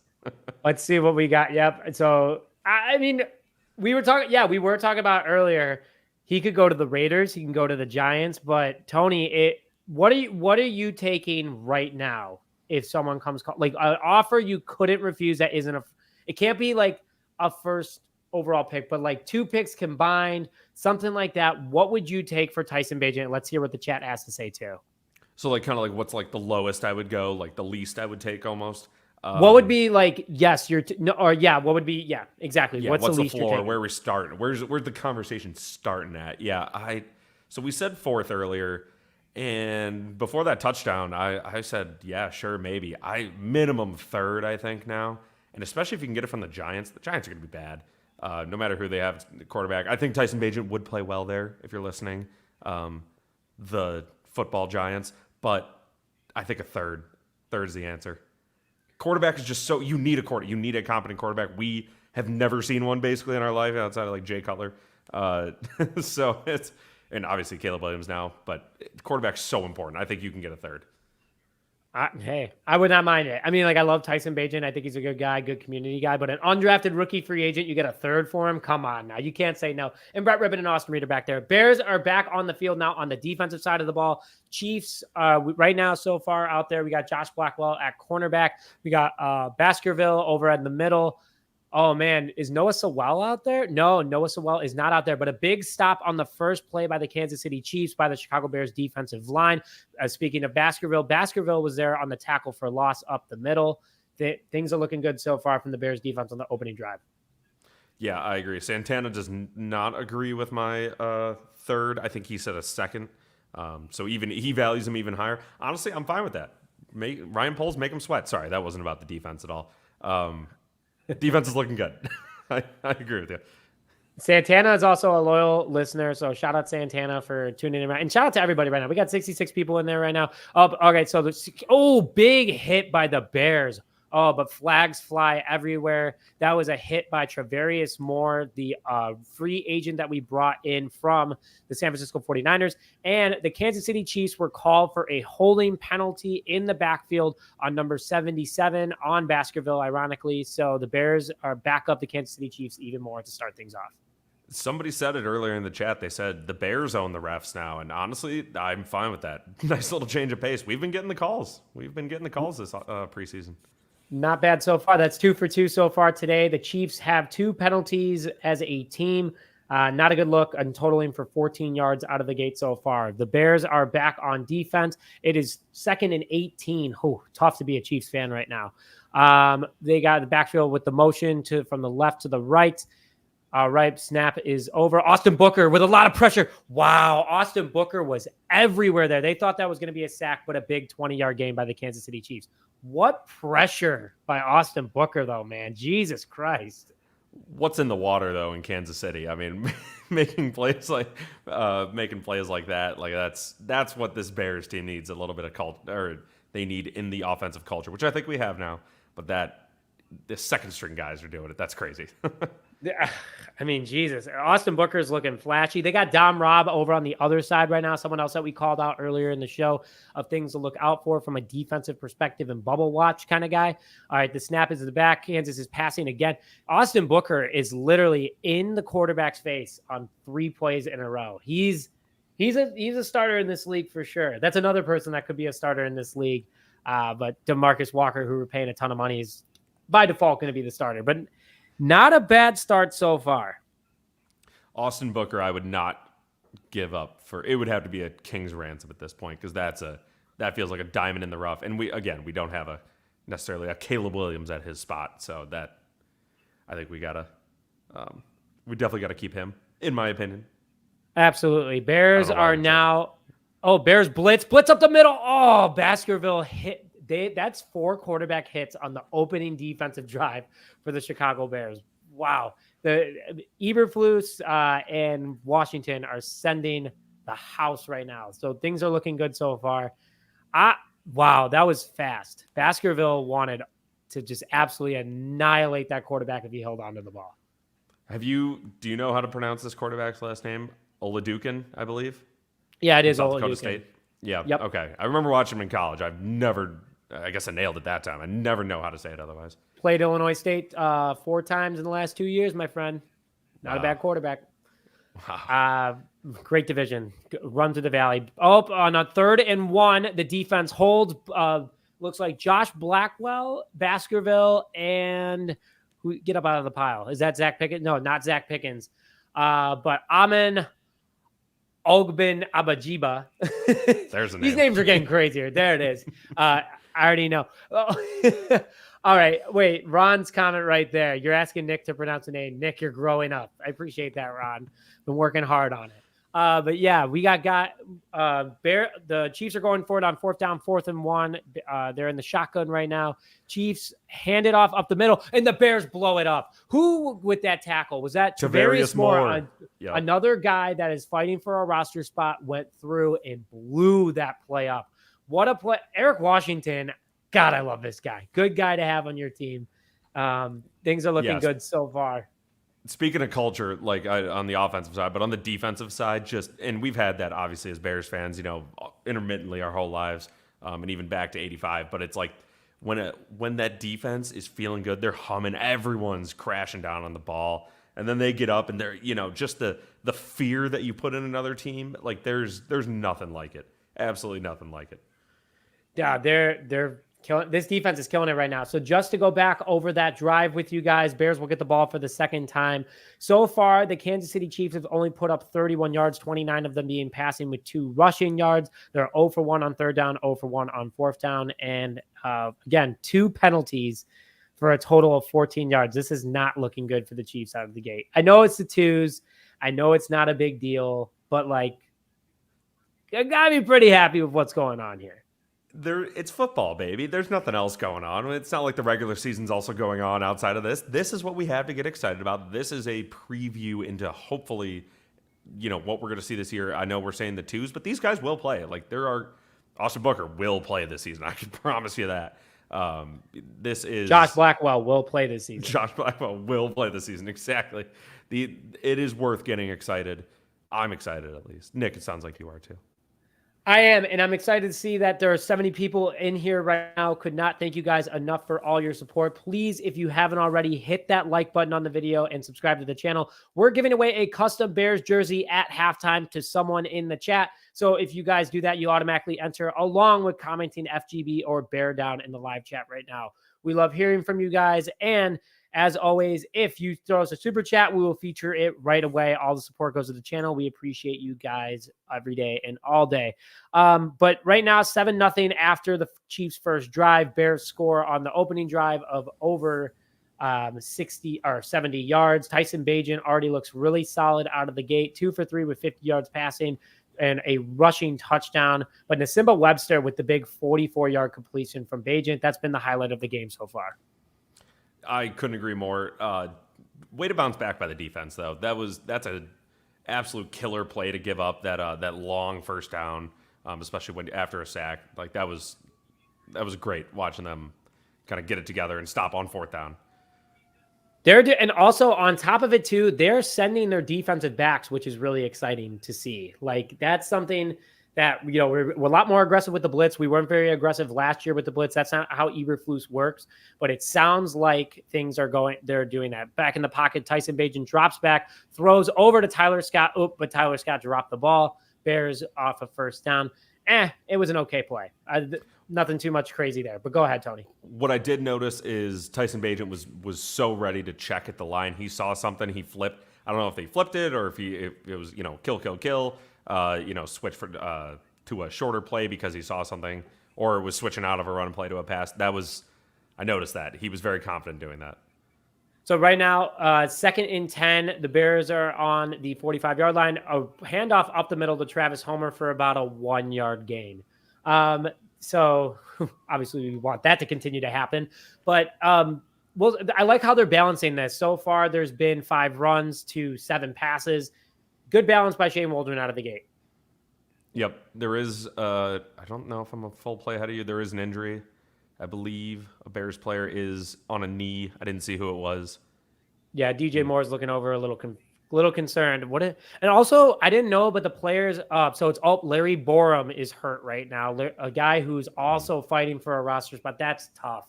Larry Borom, 6'5", 333 pounds, entering his 4th season out of Mizzou. He was the Bears' left tackle during his rookie season. Didn't do too bad, but man, it's tough. That's not something that you want to see out of a guy that's fighting for a roster spot. Definitely not. And my smile was just at Ron's comment about watching the game on your reflection behind you. I'm doing the same thing to see when I should stop talking so that you could call the play. No. So we actually cannot stream to YouTube. We will get flagged and we will lose monetization. So obviously we're trying to go to channel and make this full time for both of us. So I wish I could do that for you guys. Unfortunately, I cannot at this moment. So yes, you get to see off the little screen. YouTube's AI is not picking it up. Probably will now because I said that. So thanks a lot, Ron. Really appreciate that. But yeah, we're calling it out how it is, Ron. We might be up in the booth soon. But really excited about the team overall. I'm not excited about Larry Borom being down because Borom's had a pretty good preseason so far. He has, and that's definitely probably our biggest concern as just a position group. It's probably offensive line. So even if it's maybe not a guy that was going to start, just the depth. The depth sucks because we do have guys and that maybe do get hurt sometimes. Not trying to, of course, I'll knock on wood for that. Hopefully that does not happen, but yeah, not something you want to see. Hopefully it's nothing too serious and just a little banged up, but we'll keep you updated if we hear anything. It actually I just got notification that the cart is coming out for Larry Borom. Oh, so, I missed that. So everyone keep Larry Borom in your thoughts and prayers and good energy because that is a tough player to bring down. I was hoping you were right, Tony, but it just came up on my Twitter feed. Tough. I hope it's nothing. But I feel like a lot of guys. He's on the cart. Oh, yep. He's on the cart. So Larry Borom is on the cart right now. That'll be on Hard Knocks, especially if. Damn, it sucks. That was a tough comment for me to be like, "Oh, hopefully he's fine," and then just be so on. Sorry, that was terrible timing. Bad, yeah, that was, my bad. Yeah, so if you guys could in the live chat right now, please put some good thoughts towards Larry Borom. He's pretty popular in the locker room. He's been a part of this Bears team for 4 seasons. Oh man, Jesus, that's bad. There's Larry Borom being taken out on the cart. Hope everything is okay. He's just staring up at the sky. I would be too. Trainer let's look at the play. So he's on the right side. Ooh. Looked like a non-contact play. You hate to see that, dude. Come on. All right, 3rd and 9 for the Chicago Bears as they drop back. Bagent passes over the middle. Is this the Simple Webster game? Oh, my gosh. That's another 7 yards. He already has over 50 yards receiving on 2 catches. Tyson Bagent and Simple Webster, a match made in heaven. Another guy fighting for a roster spot, too. But Webster loves the practice squad. Yeah, we were saying Tyson Bagent's going to be throwing footballs that will get guys jobs. It's important that he has a good game, not just for himself, but, for these other guys. And that's what we're seeing so far. All right. So let's see what we got over here. A bootleg from Bagent over to Travis Homer, and he drops it. Oh my God. Travis Homer cut that man right now. Oh, come on now. You had one nice run up the middle. I want you cut. I want you off this team. See you later, pal. Wishing for the best. But it's in his hands. He was wide. Oh my God. Tony, talk to me. Come on, man. Calm me down a little bit. That's a classic Bears move we've seen plenty of times over our lives, I think, where it's like, oh my, yeah, just don't shoot yourself in the foot. And they just did. Again, thankfully this game doesn't matter, but I think it'll matter for Travis Homer when they go back and watch film and they're trying to decide between him and Ian Wheeler, not Ian Cunningham, which I almost said again. Ian Wheeler. I'm definitely going to mess that up before the night's over. Ron S. coming in. He's just cooking me right now. Easiest name to say, and you want him cut. All right, Ron. But anyway, Bears are back on defense. It's 1st and 10 Chiefs after giving up a 12-yard pass to the Bears sideline. Josh Blackwell was covering on that play. So hopefully it's just a little bit of a situation, rooting for our guy out there right now. But Austin Booker is out there. Chiefs are back in shotgun right now on the Bears 46-yard line, it looks like. 1st and 10 with the drop back right now. Chiefs are looking over, up, pass, and a nice play. Travarius Moore. This is also the Travarius Moore game, man. Holy cow. I was just going to say, yep. He's playing lights out. He was the first free agent we signed this year. Did you know that? I don't think I did know that. That's look at you. Yeah, he was on that 49ers team last year that lost to the Chiefs in the Super. I think he's taking out his anger on the Chiefs right now for not giving him a Super Bowl ring last year. It could totally be, and I'm fine with that. All right, let's see what we got. We got the Bears run up the middle, and Austin Booker in the backfield with another big stop. So he has 3 quarterback hits today and now a tackle for loss. Austin Booker's looking good so far out of the gate. We were saying it for the whole hour leading up. This game is going, if you know what you're looking for, if you understand what this game is supposed to be, where it is these 2s and 3s trying to make a team or trying to make get a spot in the depth chart, this is going to be a fun game. And so far it has been. I love watching these guys cook because it's great. These guys are backing up the starters. That's great. Go ahead. Good to have depth. Championship teams win. 3rd and 7 for the Chicago Bears right now, and a drop back and a nice spin boom by Booker. And Booker with another quarterback hit, overthrow. Wow. Dude, Austin Booker we got for a 5th round pick, and it stinks for him because he's getting 5th round pick money. But another nice play by Austin Booker on the second defensive drive. Hey, he is definitely, if he keeps playing the way he's playing, I should say, by the time that contract's up, he'll be getting paid by at least a second rounder. At least a second rounder. Well, the other thing, too, is that it's on a 4-year contract. Chiefs are about to kick it right here, so let's see what they end up doing. Their kicker did just also get paid this offseason. I don't think is that him, though? No, I think that's their second string guy. I thought it was. Oh, he missed it. No good. I don't have to change the score right now. Love that for the Chicago Bears. 7-0 Bears after a missed field goal. That definitely was not the starting kicker. But wow, love. Oh, it was. It was Harrison Butker. It wasn't really? Yep. Get out of here. And he missed in the preseason? Oh, Kansas City wants to take back that money. I don't know. He's not a very liked man in the society right now anyway, but we're not gonna get into that at the moment. Mm-hmm. Oh, you're so behind. Dang, I didn't know I was that far behind. Dang, I'm calling YouTube TV, guys. So this is ridiculous. I'll send you my thing. What? How much farther ahead are you? Because it's not letting me fast forward at all. Play and a half, probably. God damn it! I have to keep trying to remember who made the play by the time it comes along for you. You hate that for me. There is a little bit of a delay for YouTube TV. Whatever.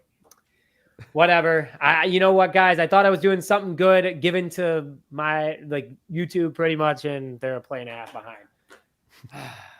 Dang it. Whatever. But we got 83 people in the chat right now, so super good to see you guys. Make sure you hit that like button on this video and comment in the live chat right now. We are giving away a jersey at halftime. That I'll be on time for, I think. I sure hope so. Good point, Ron. I do not have the rewind capabilities, unfortunately, because this is just just said it. Live TV pause is not available. It's just some weird thing I bought on Amazon. So thank you, Fred Payne, though. I appreciate it. We are doing a good job. Guys, give us your feedback on what you think about this live chat so far. This is first time of us doing it. We're trying it out.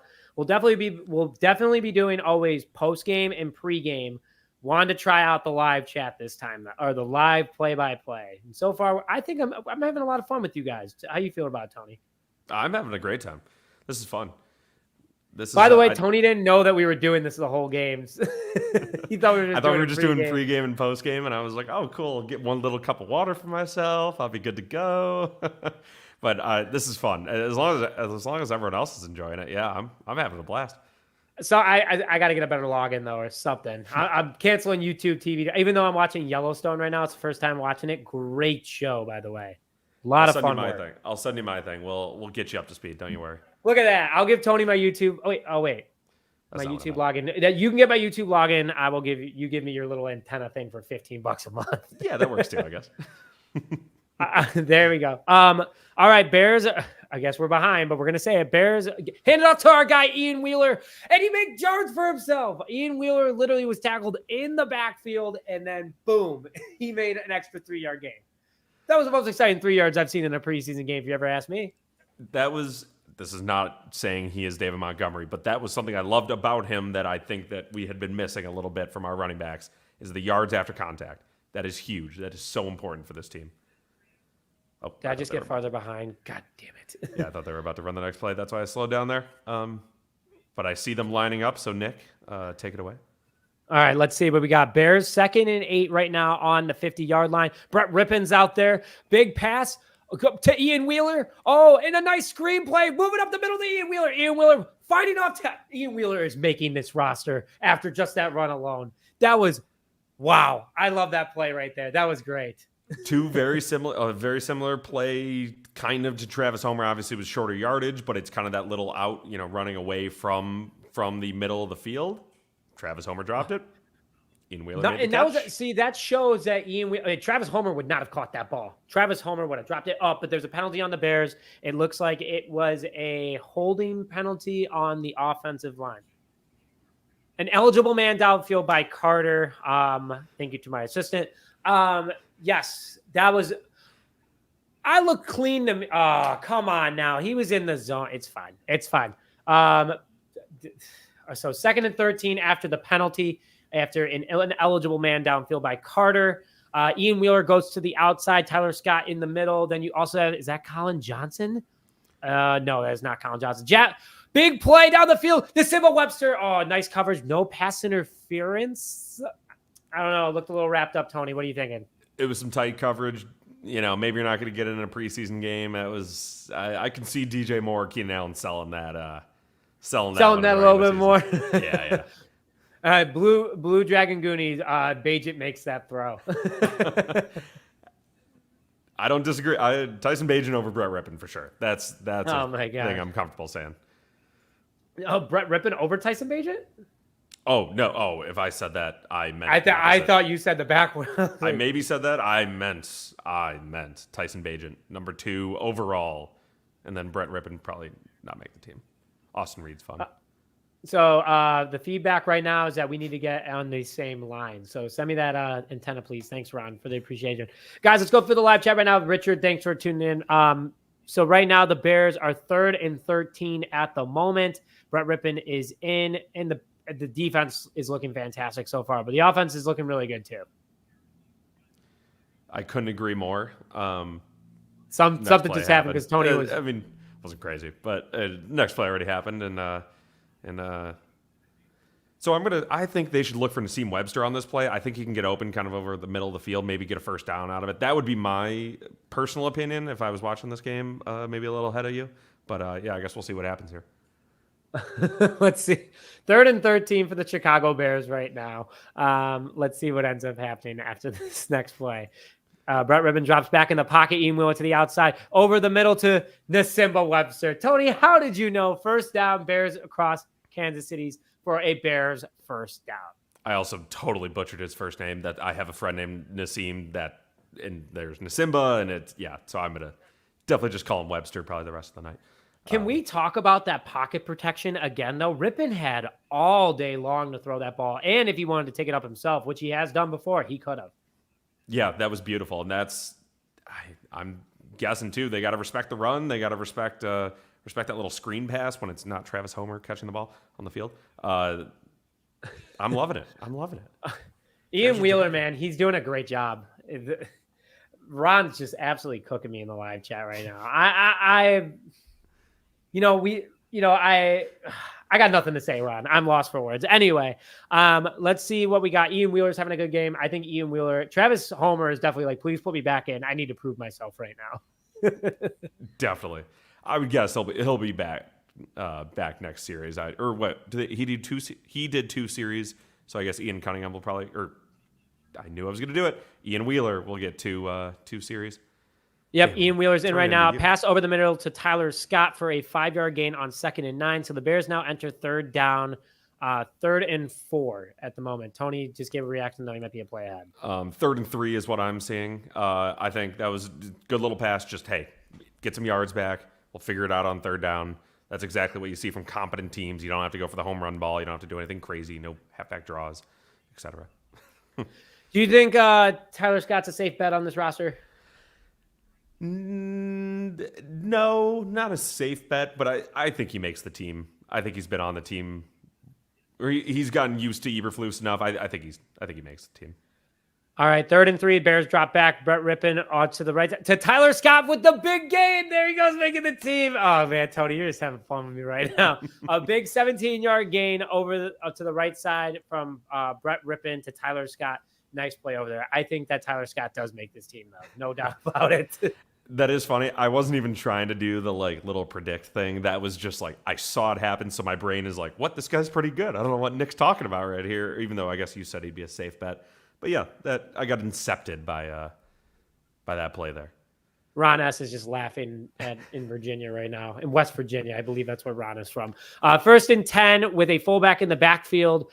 Ian Wheeler gets the handoff to the left side. A nice little step back. A nice run by Wheeler for about 5 yards into Kansas City's into their 10-yard line. So the Bears are in the red zone.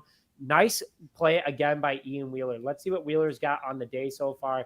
Yeah, Travis Homer is already starting to look at apartments in his hometown. Travis Homer has 3 carries for 11 rushes. Ian Wheeler, they haven't updated yet. Looks like 3 rushes for 10 yards, averaging 3.3 yards per carry. But Brett Rippon, 3 for 4 with 40 yards so far. Not too bad of a day from both our second-string quarterbacks. Yeah, it's crazy. We went from having no good quarterbacks for years and years and years to I wouldn't say all 3 after Caleb are great quarterbacks. Tyson Bagent is pretty good, but at least competent. The competency is cool. And they're all raising each other's game, which is awesome to see. Oh. Wow. And shout out, we got to go over to our first super chat of the season. Shout out to our man, Fred Payne, for the $20 super chat. You guys make a great team, very entertainment, and make it fun to watch. Thank you, Fred. Thank you for the super chat, man. Super generous of you. Really appreciate it. Was not expecting that. So it definitely is very appreciated. Thanks, Fred, for always tuning in and showing the support as well. But let's keep going. So to match Fred's generosity here, the antenna thing's about $20. So, a little inflation over the past couple of years. I'm going to send one to Nick, free of charge for him. So thank you, Fred, for the super chat. Now we'll make it even better for you next week or 2 weeks from now, whatever we're doing again. We will give actual live updates that aren't behind, because right now currently I'm looking at a Lincoln Navigator commercial, which beautiful looking car, by the way. Mm-hmm. But overall, shout out to that. Shout out to Fred right there, always supporting the channel, and you guys are always supporting it as well. Let's go over now to a little bit more into the game. So how are you feeling, Tony, after so far? Bears are up 7-0 after the first quarter. We're moving the ball, man. We are absolutely, and that's been kind of the theme, I think, of this preseason in general. A slow start to last game, so I can't say, obviously, every drive. But once they've got it humming, we are moving the football. It is not something I'm used to seeing from a Bears offense. It's great to see, and I just hope they keep it up. The defense also flying around, I should say. Austin Booker's been doing a great job. Travarius Moore is definitely fighting to make this roster spot right now because he knows it's a deep DB room. The Bears are back on, though, so that's exciting stuff right there for us. Let's see what we got. Bears, I have a total of 126 offensive yards out of the gate to Kansas City's 41. Let's see what we have. Offensive line looks great so far. Ian Wheeler looks great. Brett Rippon's in the backfield right now. Oh, my God, Ron. You are too generous. We got to put Ron up there in a second after this play. Ron, I promise I will get to that super chat in a second because that's insanely generous. We will get more than just an antenna with that. Let's go into, we got a lot of Bears fans in Kansas City right now, by the way, guys. Holy crap. They are everywhere. I think there's more Bears fans than Chiefs fans. Tony, what would you say? Absolutely. We travel hard. Obviously, we haven't seen it, in years past because we have been bad. But when the Bears are good, I mean, we travel. You see it with Cubs fans. You see it with Bulls fans. I won't say White Sox fans, which I am one, and I could say that.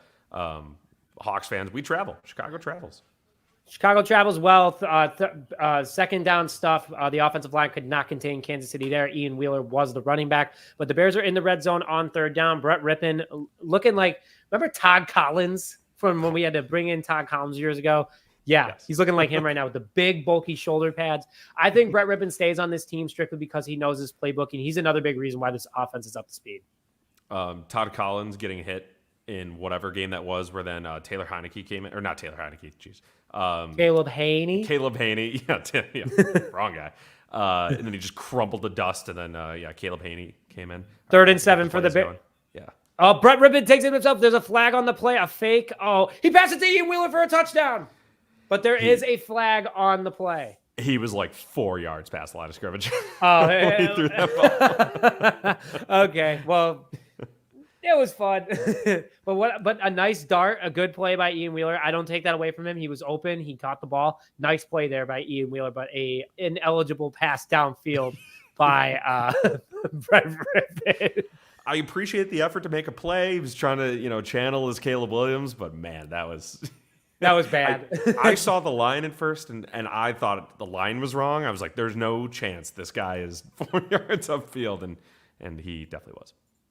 Well, I just want to give a quick shout out during this penalty break. Shout out to our man Ron, who has been one of the most loyal listeners to this channel. Loves the roast me. Makes me not even need to drink coffee because I'm losing sleep over Ron at night. Thank you for the insanely generous super chat. Go Bears.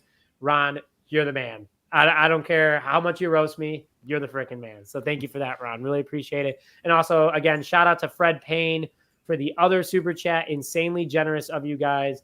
But, support super chat, support the channel, helps us grow. And we're super excited to keep it coming for you guys. So thank you very much. Antennas are already ordered. Tony's already got it in the basket, ready to go.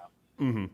Yeah, Nick, if you just want to tell everyone your exact address on live stream, then I'll just make sure I type it in. It'll be great. Just get it going.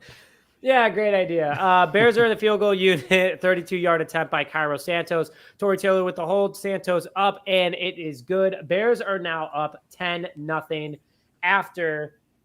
Got to be quick with this update, man. This is tough. I don't know how. We need a producer. That's what we're gonna take that $50 for, Ron.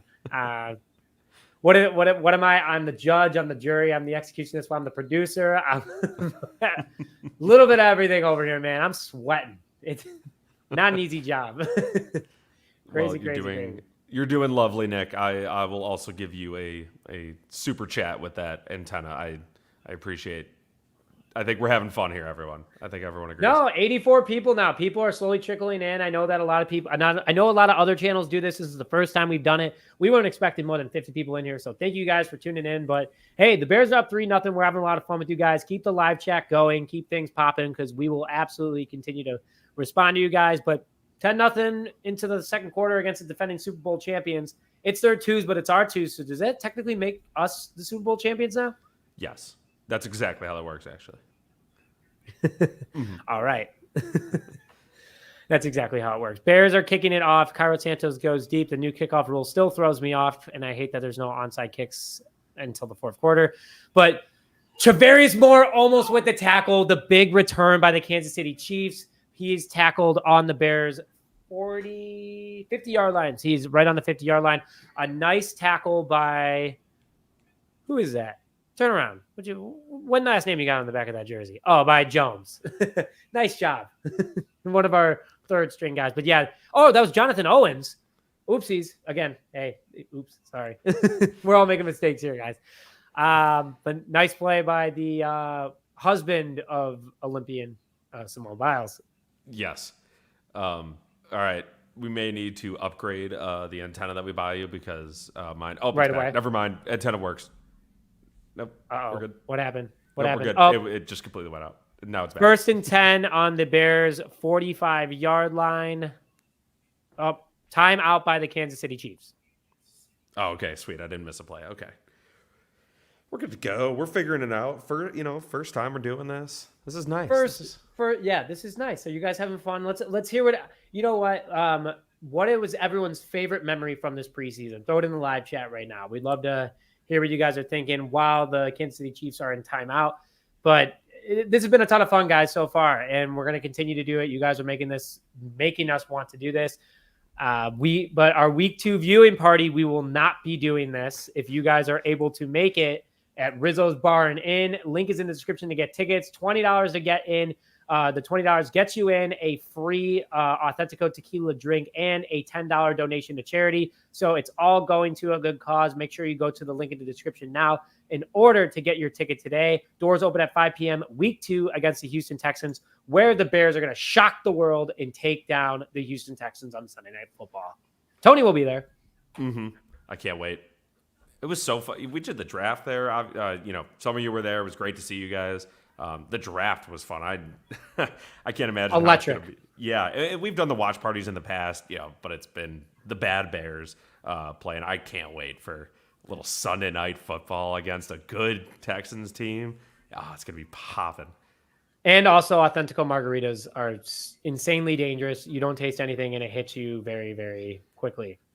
Yeah, I might be calling in to work the next day. That's for sure. Already locked in. If my boss is watching right now, I'm not coming to work on September 16th. Just letting that, or I'm working from home at least. But it'll be a lot of fun. We hope to see you guys there. If you guys are, I know a lot of you guys are tuning in from all over the place. But yeah, everything is looking really good so far. Tony, what is your favorite memory of the preseason before we go into a few that we got right now? I won't steal a couple of the big ones that we got in the chat right now. I think, okay, my favorite play was Torrey Taylor's punt last week.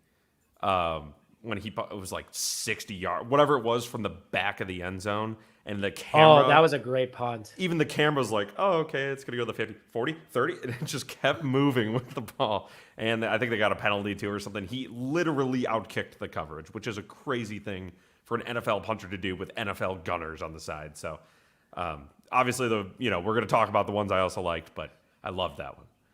So shout out to Fred Payne again. His favorite memory has been this live so far. This has been a ton of fun. So shout out to the Dirty Dog with the Bears chef outfit. I love it. Man's cooking over there. Probably Ryan Poles in disguise. Definitely watching in right now. Down the sideline against Cincinnati, that was a very special play. Bears are back on the field. We'll get more into the memories. Keep posting them in the chat right now, guys. Bears are up 10-0 after a Chiefs first down play. It was an incompletion. Bears are now on defense, 2nd and 10 for the Kansas City Chiefs. That is also what I see on my TV. That's pretty sweet. Whoa, did we catch up? No, I totally saw the next play already. But God damn. We're gonna get it fixed. It's preseason for us too, Yeah, apparently for YouTube TV, they're gonna get a nasty note from me. All this stuff. 2nd and 10 for the Chiefs. They're in shotgun right now. Bears are on defense. Looks like we got Josh Blackwell still out there. Wow, he's getting a lot of playing time. Big pressure up. And, who's that man making the tackle? Mama, who's that man? Reedy Stewart. Wow, nice play by the undrafted rookie free agent out of Troy, who is also fighting to make – I think I'm going to stop saying people are fighting to make roster spots because everyone is on this field practically is fighting to make a roster spot. But a nice play by the rookie. Yes, I agree. It is – yeah, no, that's probably. I mean, we could definitely say they're fighting to make a roster spot. I think it properly explains the importance and like the levity. No, levity is not the right word. The importance of this game, which it's still preseason, but we're tuning in. Bears are on 3rd down defense with a big rush up the middle. There's Hardy. Hardy's going after him, and oh man, what do we got? And Kansas City Chiefs quarterback goes down. I'm not even going to try to say his name, but Noah Sewell's out there. Bears are now on 4th down defense. Nice play in the backfield by Kareem and Hardy, getting a ton of pressure up the middle. Bears also looked like they sent a blitz up the middle. Joseph R., I don't need to hear that I need to get cable. I will be canceling YouTube TV very, very soon. So very, very funny over there in the chat right now. Bears are on 4th down defense right now. They look a little never mind. We are punting the ball away to the Chicago Bears. Ooh, let's see what we got. Let's see if this is a boom punt. We got 90 people in the chat now, by the way, guys. Shout out to everyone tuning in. Super excited to see you guys. Keep throwing it in. All right. Big punt. Ooh, what do we got? Nice trick, but wow, what a punt by the Kansas City Chiefs. He did not touch that ball. He did not touch that ball. Carter did not touch that ball. He touched the ball, brother. No, he did not. Come on, give it to me. Let's see it. Let's see it. YouTube TV. Oh, crap. Come on now. Carter's cut. Cut him. Yeah, that's it right there. That's it. He's off the roster for that one. He knows he just got cut. That was a heck of a bounce by that 100% touched him. That 100% touched him. Wow. Yeah. All right. That's how you put a backspin on a punt, ladies and gentlemen. That's you drop it at the 7. Play. Yeah. So Tony, on differences plays like that, from now on, I will be saying, did he touch him? Oh my God. Wow. We brought Carter in to be a punt returner. That is why we brought him in. Velus was going to do kickoffs. Carter's been one of the better punt returners in the league. That's tough. That's tough to watch. I catch the freaking ball. Like, just field it. Don't try to trick him out. And that was a bounce for sure. God damn it. He got pushed into the ball too. Bears are back on defense right now. Ron, great comment, by the way, is maybe he's Velus coaching him. First down and goal for the Kansas City Chiefs. Big pressure. Austin Booker's back out there. Oh, come on, tackle him. Noah Sewell just got juked out. That's another guy that might be a cut. Sorry, pay attention to the next play for sure. It's interesting. I enjoyed it. You enjoyed it? Okay, enjoyed it. Just say it. Well, let's just say Shane Waldron might have brought over a little Seahawks Patriots Super Bowl vibes, except I guess he wasn't there for that, and it would be the opposite team. I'm just buying time until they line up here, and then you can call it. All right, second and goal for the Kansas City Chiefs on the goal line. Bears are the good coverage, good pressure, and it's intercepted by the rookie Steward. Oh my God. Get me the antenna, Tony. Get it quick. Please get the antenna. Send it my way. Amazon Express it. I don't care. Expedite it. Make it $100. Grubhub it. Whatever it takes to get the antenna here. What an interception by the rookie. That's exciting stuff right there, folks. Love it. Denied. You know what, Carter? You're still kicked off the roster because Reedy just took your spot. What a play by the rookie. That's the classic elite Bears defense, bend, don't break. That's what it's all about. Yes, you are put in a tough spot by Carter, obviously. That ball bouncing off him, but, just not breaking, being able to fight, just keep him out of the end zone there. And I know these are the twos, but that's the culture that's on this team is heart, fight, turnovers. At Eberflus the goal line. 3 turnovers a game, right? Oh, sorry, this screen is way smaller than I thought. Eberflus wants what? 3 turnovers a game, I think is what he always says. Yep, 3 turnovers a game. There's 1. I love it. This is getting exciting. Tony, you're doing a great job keeping straight faces, by the way. Shout out to Al on that one. That's an Italian last name right there. Petrosini is Shelley. Oh man, that's a good one right there. That's a Chicago Southside Bridgeport guy right there. I'm calling it right now. Tony, he might like the White Sox like you. Hey, I'll welcome it. Absolutely. All right, let's see what we got. The play on Twitter. Yes, it is. What a interception by Reedy Stewart. So the undrafted rookie free agent out of Troy is fighting for a roster spot. I mean, that is what builds championship teams right there. That is what helps you go to the next level, is being able to, hey, we're able to make a mistake, we bounce right back. That's exactly what the Bears defense did right there. Absolutely. That's who said it here? There's a good question there from Nick Grimes. I don't know if you saw it. Also, Nick, real question.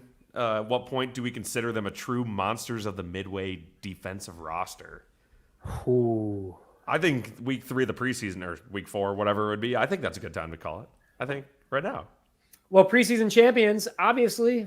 We are the Bears are back. I don't care what you say. The Bears are back. Hats forward.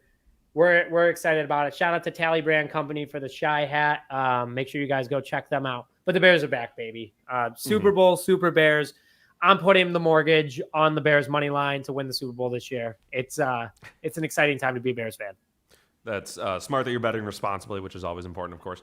But I think it was as soon as the first Hard Knocks started, I bet on the Bears to win the Super Bowl. So, yeah, we're in the same boat. Bears are back. Bears are on first down deep in the Kansas City zone after the Reedy interception. Brett Rippon drops back, passes over to Brendan Bates, the undrafted rookie free agent out of Kentucky, for a 3-yard gain. Bears are now 2nd and 7. I like Brendan Bates, another guy that I have high hopes for. I think he'll be on the practice squad for sure, but a good person to have on the practice squad for sure. Yeah, I couldn't agree more. There was a little stat that popped up that the Bears are +3 on interceptions this preseason with 4 overall. Dare I say what year was that? Is that 2018? The 2018, basically we scored all of our points on defense. Is that defense Shout back? out to Prince Amukamara on Monday Night Football against the Seahawks. Bears are back right now. I just got that thing on the screen, by the way. So Bears are back on offense, 2nd down so far. Man, this is fun. This is fun to watch.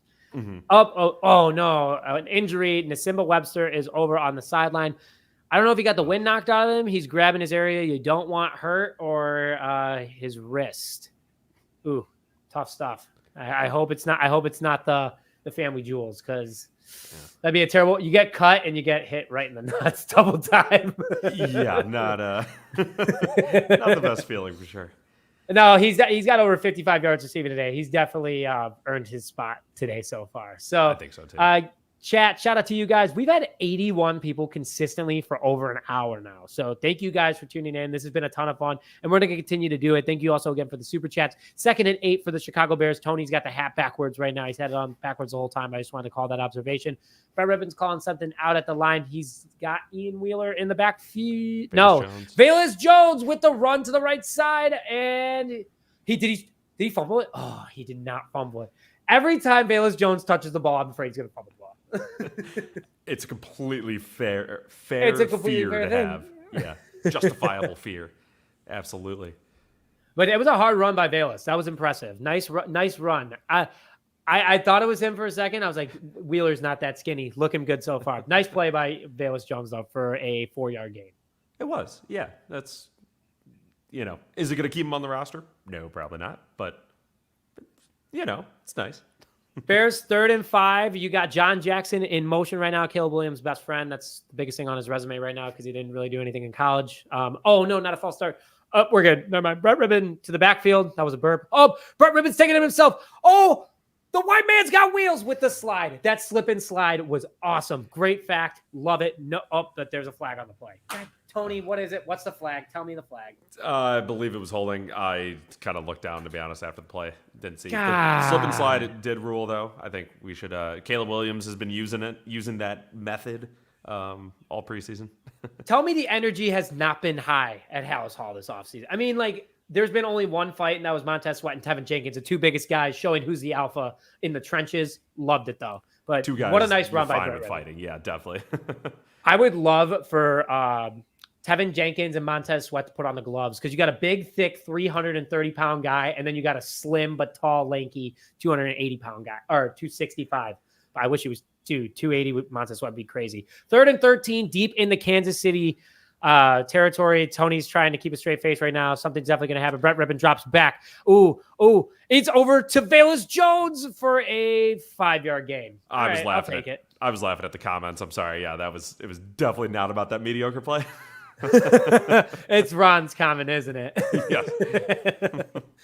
Guys, keep throwing your chats in the live chat right now. We'll be replying to it. But the Bears are now 4th and 9 deep in the zone. Please also like this video if you haven't already. Let's get it up to 100 likes. It's been super fun so far today. 2 hours in, Tony and I are still going strong. And we got a couple super chats that we'd like to thank again today. Oh, well, that's not where, again, being a producer is tough, guys. But shout out to our 2 favorites right now. We got Fred Payne calling us out. This is our first time doing it. We appreciate the super chat. And Ron telling me to go get an antenna, so I'm actually on time. Bears do have a penalty, though. There is a penalty on the field. A lot of high fives. That was kicked by our 2nd-string punter, Waitman. Not bad. Not a bad punt. He's been low-key pretty good punter, too. He's in a tough spot. I mean, he might as well. It's like if the Bears could only keep one quarterback on the roster and everyone was trying to compete with Caleb Williams. That's basically That's the position he's in. And get some good tape out there. Find another team. That's going to be basically his move. Hey, Matt Eberflus looks confused. That's a meme right there. I will say, though, that DeAndre Carter's little fumble situation might make the Bears be the first team in the NFL in a couple of years to have 2 punters on the roster. You never know. I guess it could be. Yeah, you always have to try to get ahead of the curve, That was like when Chip Kelly brought his 7 seconds or less offense to the NFL. Everyone moved away from pro style. If you want to go back even farther, the shotgun offense. Maybe 2 punters. We get 2 punters before we get two quarterback system. We get 2 punters. I'm in. How wild would that be? Guys, I like this comment over here by Ron S. Top 5 defense this year. Tony, I said yes. What are you thinking? Will they realistically be? Yeah, screw it. Why not? I feel like they will be, and I've not watched a ton of other teams in preseason, admittedly. But man, this team is so... I can't get over how much fun Jaylon Johnson is having just terrorizing our Pro Bowl wide receivers, soon to be Pro Bowl for sure. Yeah, I think top 5 is fair. Here's a debate. Here's a debate that I want to throw in the chat right now, and this could cause some issues.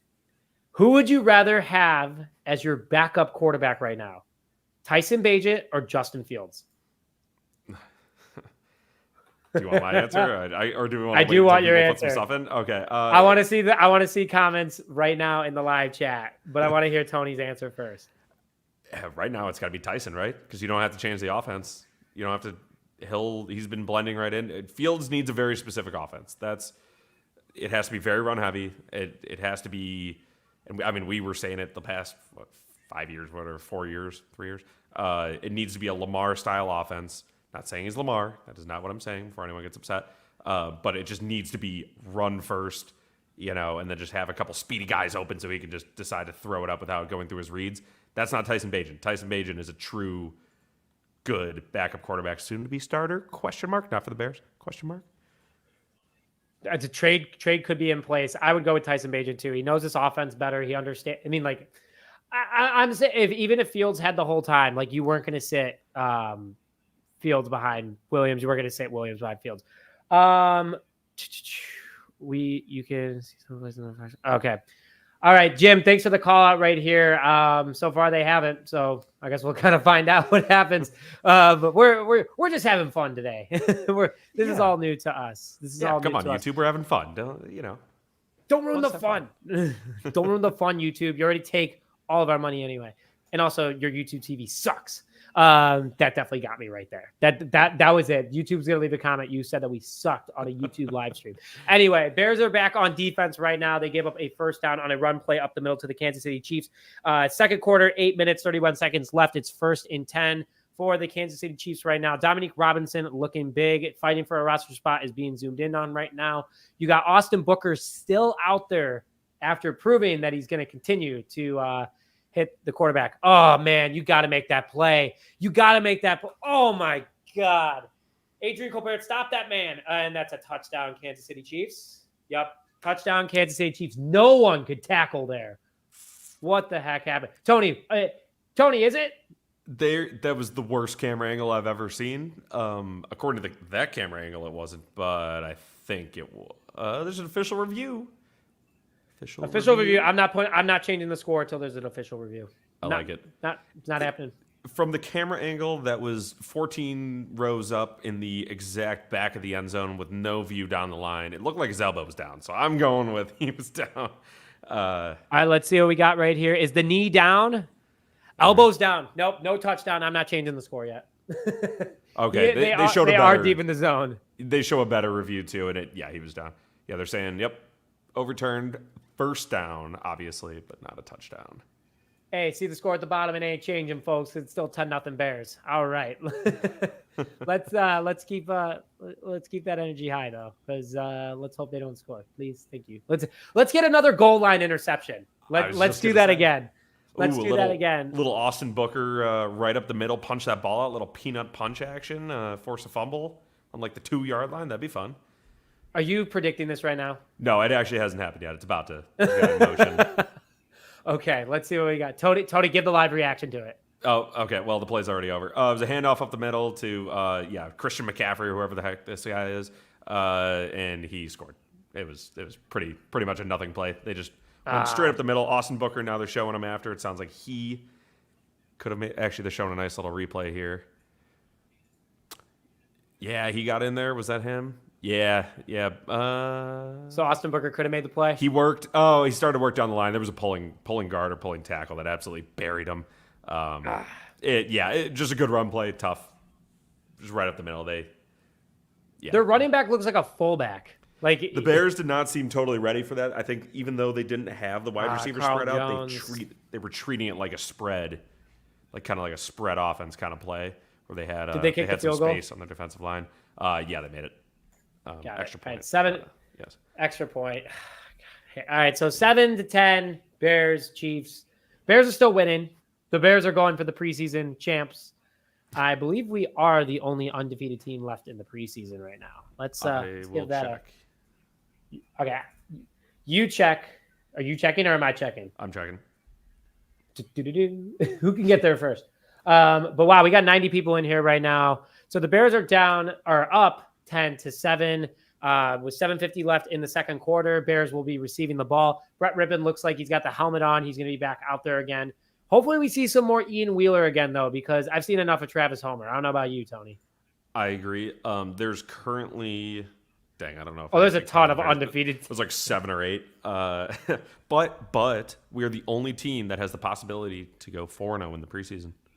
That's right, because we are playing in 4 preseason games. Shout out to the Hall of Fame game, but also a little bit annoyed by that, considering the fact we lost a home preseason game and only got 1 with Caleb. So, it is what it is. That's true. Hall of Fame game is always fun, though. You know, Devin Hester and everything. Oh, speaking of Devin Hester, he is clearly not out there tonight. I'll just say that. Well, tell us what happened, Tony. Tyler Scott had a just pretty average return. He actually got out to almost the 30. I don't know if that's good or not yet for these rules. I haven't figured that out. But then there was a flag on the Chiefs. Nice. Okay. I don't know what it was because I don't have the sound on. So Bears will be starting in better field position than expected after the Tyler Scott return for not a terrible game. I mean, he got up to the 29-yard line with that holding or that penalty on the kicking team. He didn't. Okay, so new rule that I don't understand. So I don't know if Bucker or whoever, if it's Bucker kicking, he slipped a little, so the ball landed like at the 20.5 inch line, so just outside the 20, and that was the penalty. And I guess they get at the 40 is what it seems like. Yeah, because if he doesn't go, it's like pretty much if it went out of bounds. Yeah, I got to read up on this rule. I did too, and I just do not. It is not sinking into my brain. I'll have it by the season. I promise you guys. Now, and before we get more into this play-by-play, please, guys, hit that like button on this video right now. We are about to hit 50 likes. Let's get up to 100 before half. Really appreciate all your guys' support and for those who have stayed tuned in. So please hit that like button right now before we get more into it. Bears are on the 40-yard line with, is that Brett Rippon or Austin Reed? It's Brett Rippon again. Brett Rippon looks to the right side, goes over to his wide receiver, Peter LeBlanc, undrafted rookie free agent out of Alabama A&M. Not bad so far. A little bit moving up the chain there, Tony. Yeah, that was nice. There is an injury for the Chiefs. The Chiefs got injured. I don't know how you want to say that. So we're gonna get a nice little break here. I love it's not Austin Reed, is it? Did you say Austin? Austin Reed is our third. No, it's Brett Rippon out there right now. Oh, okay. I thought you said Austin Reed was out there. My apologies. That's what I'm excited for. That's why I think maybe I just incepted myself with that. I'm excited to see him out there. Brett Rippon, I've seen you play too many times, man. Like, I get it. You know, we get it. You're a journeyman quarterback that knows Shane Waldron's offense. We get it. Yeah. But he is out there right now, looking to see if Ian Wheeler is out there so far. I've not seen him so far, but it could be a Velus Jones situation again. We'll find out in a sec. Looks like Ian Wheeler is out there. Did I see that right? All right. Yep. Ian Wheeler is out there right now.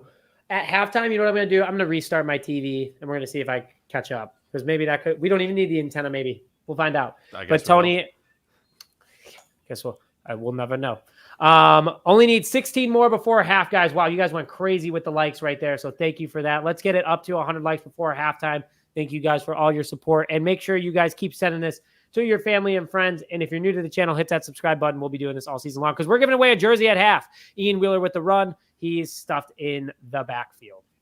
Tough to see right there. But he can't do it every time. But he's not looking so bad so far. Yeah, it's still better than whatever Travis Homer's doing out there. So, Travis Homer technically is averaging more yards than Ian Wheeler, but Ian Wheeler is looking better overall than he's doing it better. Yeah, the way he carries himself, I don't know. just pure vibe test, he's doing it better. Yeah, he's not doing it bad. Velus Jones Jr. is out there right now in the backfield. We're going to see if V12 is back. I know some people are calling him VJJ. I don't know if they realize it before they say it. But back by wheel over the middle, off the fingertips of John Jackson. Man, tough play right there. But it was a nice pocket protection for Brett Rippon. Yeah, that's just that's what you're gonna get out of a backup quarterback. That's a play that Caleb makes that pass. Tyson Bagent probably makes that pass. If we're really gonna get into the nuts and bolts of whether Austin Reed or Brett Rippon's going to be kept on this team, that's going to be one they're going to be looking at in film, being like, how and why did you miss this guy? And if he's got a good excuse, he's got a good excuse. But that could get him cut. Big punt here, and a flag is on the play though. Tony, what's the flag? Yeah, I missed it. I don't know. I need the sound. I can't read these guys' lips, and they're not. Put on the sound. Your mic won't pick it up. Can you hear it? Picks it up a little bit. Yeah. Just put it on notch 1. Here we go right here. Holding receiving team. Okay, I'll take another. Dude, the refs love the Bears tonight. What is this like? I hope this isn't just a preseason thing. It totally is going to be. They're going to have to then make up for all the calls they gave us, and then we're just going to be back to the same old refs just screwing the Bears. All right, I put closed captioning on. I met you in the middle there, Nick. Tony's getting his reading in. He's getting his Bears in. We've been doing this for over 2 hours. Do you realize that? Yeah. I could have driven to Illinois State by now. Yeah, I should have had real headphones because, man, these stink. These $5 headphones just so that they had... Hey, shout out Ron. Ron paid for your headphones. Yeah, true. Thanks, Ron. Yeah, also I got your text on the antenna. That will be going in very, very soon. Let's go. So they're showing Patrick Mahomes. Bears have 6 minutes and 5 seconds left. 2nd and 7 for the Chicago Bears. Did something happen, Tony? Because you're laughing. No, it was just they showed Patrick Mahomes. He's not in, to be clear. That was just it was a funny thing to call out. I don't know. Just having fun. Yeah. Just having fun. Like, I don't care. We got 80 people in here right now. Shout out to you guys. We're almost at 100 likes, too. Let's get there. We are so close to 100 likes. So thank you guys for that. Really appreciate it. Helps more Bears fans see it. All right, run up the middle by the Kansas City Chiefs. Ooh, Bears could have stopped that a little bit sooner. Who they got in at defensive tackle? I don't think Austin Booker's out there anymore, Tony. I can't imagine, right? He's got to be. Jonathan Owens, is he fighting for a roster spot? Because he's been out there for a long time. I would guess he's probably fighting with advantage, I would say. He's fighting for a roster spot with the understanding as long as he's not terrible. I would guess he's got to make this team. There's no way they're cutting Simone. He's got to make this team. Come on now. All right, 3rd and 2 for the Kansas City Chiefs, deep in the end zone. Looks like we got a little bit of a defensive. All right, here we go. Pressure. Oh, threaded the needle against Torrance, another potential practice squad guy. First down, Kansas City Chiefs with 4:45 left, and the clock is running. You nailed it. You're good. You got nothing there, Tony? Yeah, Dude, if I was on speed, I'd be freaking announcing this thing perfectly right now. I'm just a little... Tony, you want to like FaceTime me so I can look from your screen? We'll have like 5 different screens going right now. Yeah. No, I'm good. I'm good. We're good. We're living. Everyone's having fun. Right? I'm at 4%. I don't have my charger anywhere close to me, but I'm not leaving for the people. I don't need it. Oh, man. Well, Tony, at half, when I announced the winner, you can go and get your phone charger. Big run up the middle by the Kansas City Chiefs. Another tackle by Jonathan Owens. He's got a lot of He's got a lot of tackles so far today. Let's go to the stat line right now. Noah So far, Sewell missed. He was the one that kind of missed that when it was 5 yards past the line of scrimmage, whatever that was. He got an arm on him. Can't arm tackle in the NFL though. dude, he's looking slimmer this year. He's got the neck brace on. Like, he's really trying to be out there, but I don't know. He hasn't been the same since his freshman year at Oregon. I can see why he was a 4th-round pick now. Big tackle in the backfield, though, by my man Hardy, dude. He's making this roster. Give him already. Just give him the roster spot. He's earned it. I think we nailed that. Yeah, and the chat did too. The chat was with us on Hardy, so I want to shout out everyone else there too. I think, we know what we're talking about. So everyone, we're all Bears fans. We're all watching. We're all paying attention. We all know what we're talking about. That's the beauty of what this team is that Ryan Poles has built. We're proud. We want to know everything about them. He better make this roster. I couldn't agree more. D. Walker. That's a good way to spell D. Walker. I like that. D. Walker doesn't really comment. He said it earlier. He's been commenting all night. So shout out to you, showing love. Big pass down the field, out of bounds by the Chiefs. But yeah, Hardy is definitely making this roster. He's had a fantastic preseason right now. I like this guy a lot. And we're not even paying him $1 million. We're paying him $900,000. So, I mean, not like that's not a lot of money. I would love $900,000. But yeah, we're not. One less thing to worry about, I guess. I couldn't agree more. Totally just unrelated. Oh, okay. Colbert is 25. Just curious. Okay. I don't think Colbert's going to make this roster. I really don't. Even after the play you're about to see? Shoot, does he intercept it? Dude, am I like the Not an jinx? Oh, okay. Okay. Am I the jinx of like when I think someone's about to get cut, they make a big play? Because Travis Homer had a big play and then he dropped a really. You did that with Tyler Scott too, yeah. I did also do that with Tyler Scott. Big pressure in the backfield by Hardy again. Deep ball down the field. Nice pass deflection by Adrian Colbert. What a play. Colbert. I called him Colbert. That was stupid. My bad, everyone. Nice play. It's been 2 hours. 2 hours and 20 minutes. It's definitely. The brains are a little cooked. And I'm loving it. To be clear, this is a blast. We've never done a long live stream like this, so this is awesome. But yeah, definitely a little grace, Nick. I apologize for always getting on you about names. It's not as easy as it seems. I'll put it that way. Man in the arena. Wow.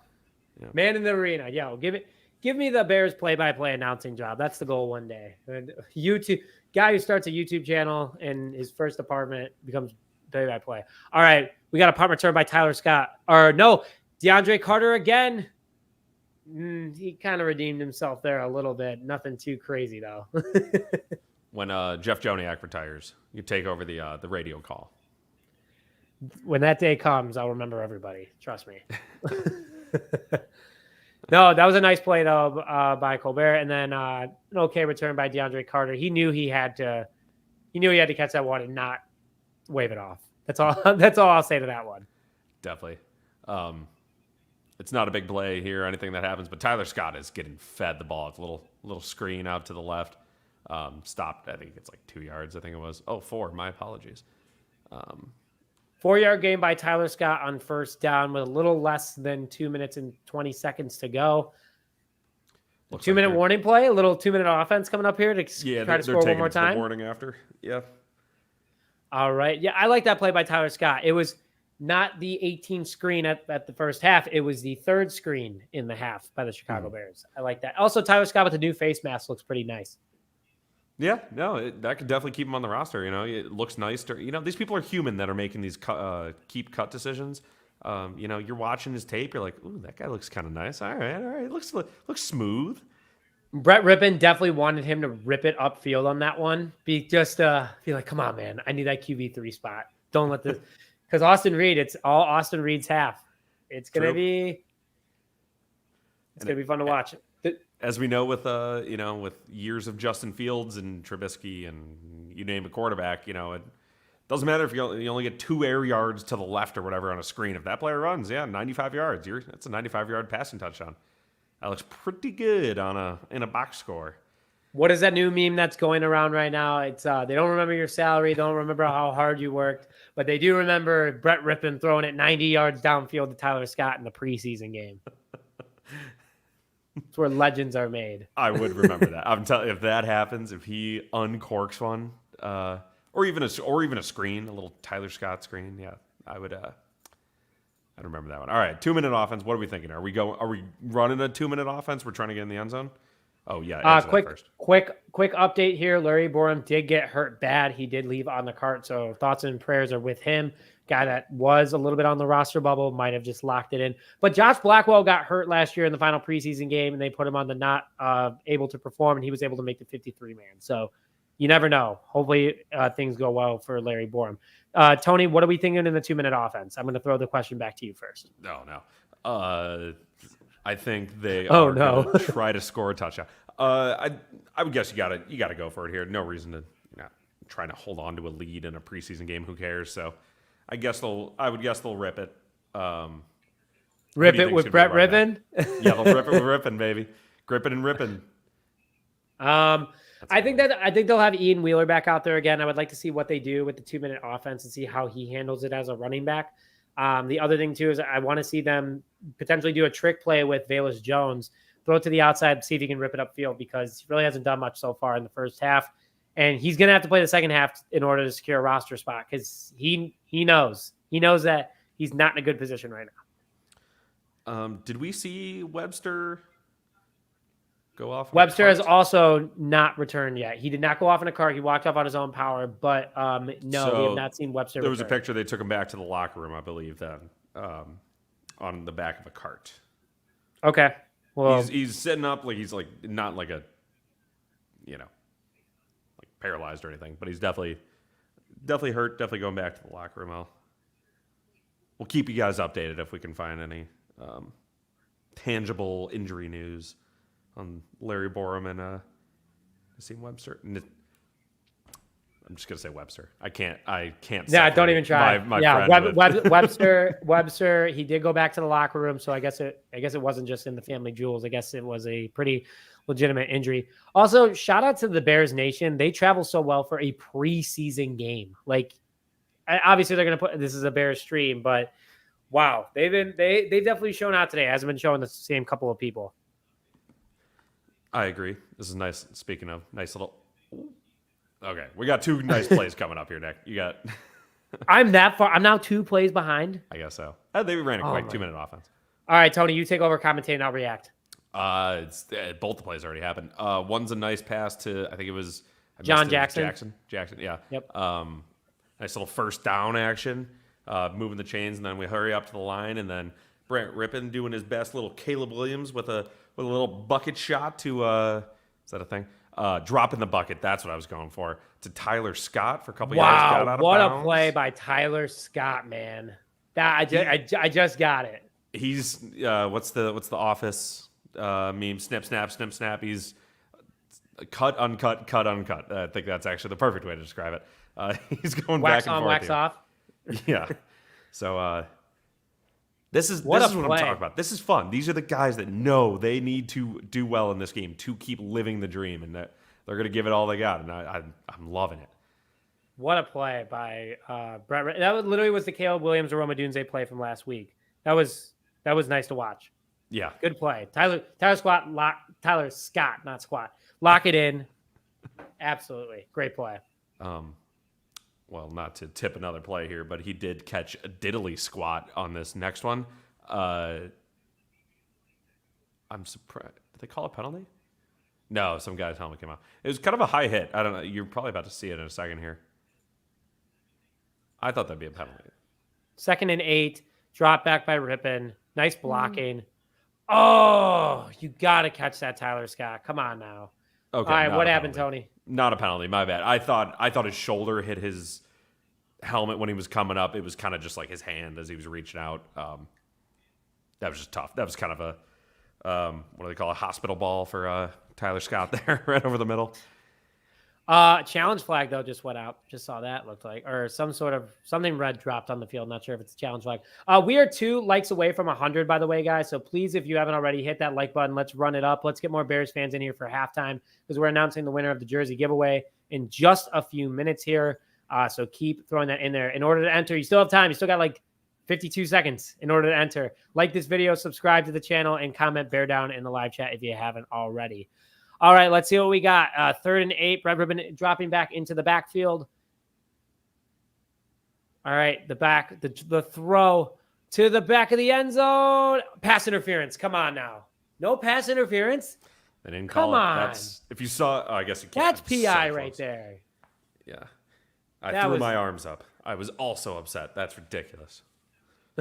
That gets called in the regular season. I was also upset. I need to be farther away from my camera. I'm sorry, everyone. I'll get that straightened out for the actual regular season as well. But yeah, my arms were you can't even see them way up. That was ridiculous. Looking really Italian right there. Yeah, the whole chat agreed. Where's the flag? Wow, no flag. Bear down. Agreed. No call. That's garbage. Was thrown over. Oh, okay. No, I disagree with the dirty dog. It was a great throw.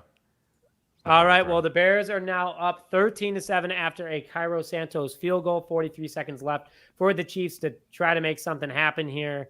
But they do start with the ball in the second half. So hopefully the Bears defense continue to stay hot.